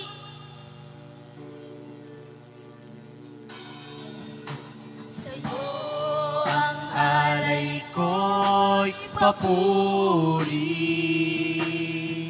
Sa'yo ang alay ko'y pagsamba.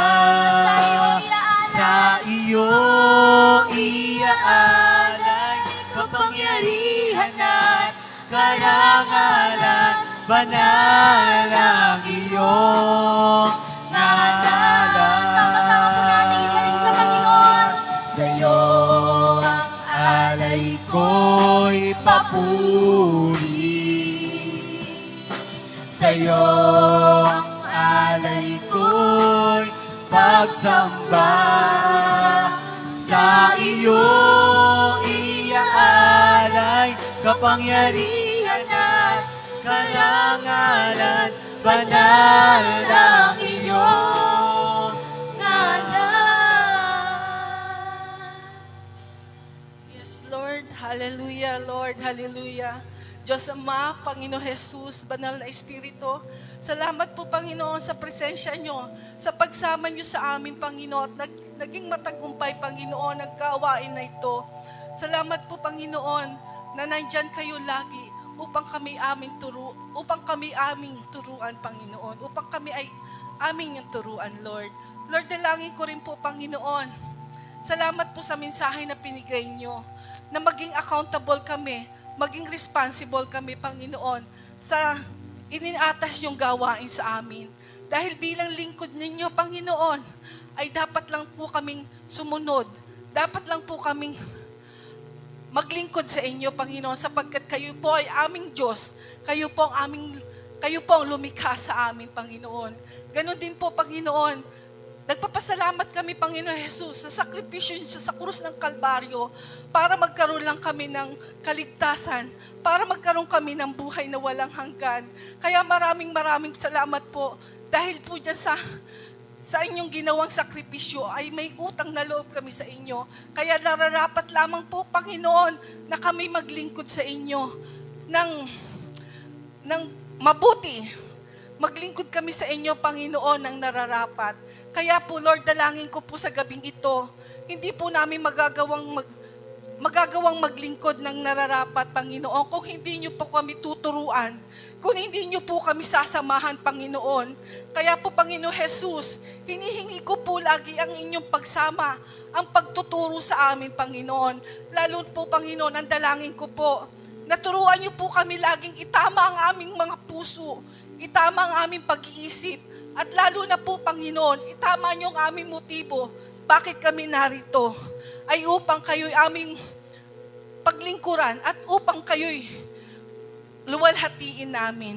Kaya po, Lord, dalangin po namin lagi na gabayan niyo kami, itama niyo kami, Panginoon, dahil hindi po namin kayang gawin ito kung wala po ang inyong pagsama.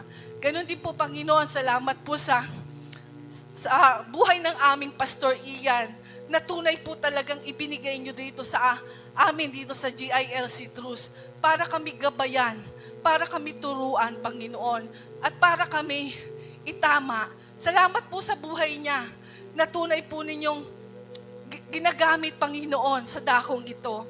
Kaya po, ang dalangin po namin sa Kanya, Panginoon, ay patuloy niyo po siyang bigyan ng kalakasang espiritual, kalakasang pisikal, para makapaglingkod po siya puli sa inyo, Panginoon. Ganon din po ang dalangin namin, Panginoon, na ingatan niyo po siya at samahan sa lahat ng oras ng gagawin niya. Lalo na po sa Panginoon, sa kanyang pagpumotor. Ingatan niyo po siya. Hawiin niyo po ang daan para sa kanya, para makarigtas po siya makarating po siya ligtas sa paparoonan niya. Ganon din po, Panginoon, dalangin ko rin po, Panginoon, na patuloy niyo po siyang bigyan ng karunungan, kaalaman, Panginoon, para yung mga kaalaman, karunungan at kaunawaan ay ma-share niya sa amin. Kaya maraming pong salamat. Lahat po ng kanyang panalangin, mga panalangin niya, Panginoon, ay ipagkaloob niyo po sa kanya, Panginoon. Lalo na po, Panginoon, ang kanyang pamilya, ingatan niyo po silang lahat. I-bless po at pagpalain ng kanyang pamilya. Lahat po ng kanilang pangangailangan, Lord, ay ipagkaloob po ninyo. Siksik at liglig, Lord. Ganon din po, Panginoon, sa mga kapatiran na nakasama ko ngayong gabi. Pagpalain niyo po ang bawat pamilya namin. Pagpalain niyo po ang bawat isa. Bigyan niyo po kami ng mataas na antas ng pananampalataya po, Lord. Para po makapaglingkod kami ng maayos, makasunod kami ng walang reklamo, Panginoon. Kaya ang dalangin ko po sa bawat isa, bigyan niyo po ng kalakasan. Hindi lang po kalakasang espiritual, kundi kalakasang katawan. Dahil para makahayo kami ng maayos, Panginoon. Kaya maraming pong salamat, Panginoon. Salamat po sa pagsamang ito, na tunay po kami nagpapasalamat dahil nandyan kayo lagi tuwing kami lalapit sa inyo. Kaya salamat po, Diyos Ama, Panginoon Jesus, Banal na Espiritu. Salamat po sa gabing ito na tunay po talagang napakabuti nyo. Ganon din po pala, Panginoon, dalangin ko na ang bawat isa sa amin, Panginoon, na ingatan nyo po sa pag-uwi. Nawa po, Panginoon, ay makarating kaming ligtas sa bawat tahanan namin. At ganon din po, Panginoon, ang mga taong makakasalubong namin, Panginoon, ay ingatan nyo kami sa kanila, Panginoon. Kaya maraming pong salamat. Ito po ang aming dalangin sa pangalan ng Panginoon Hesukristo, na aming Panginoon at tagapagligtas. Amen. Amen.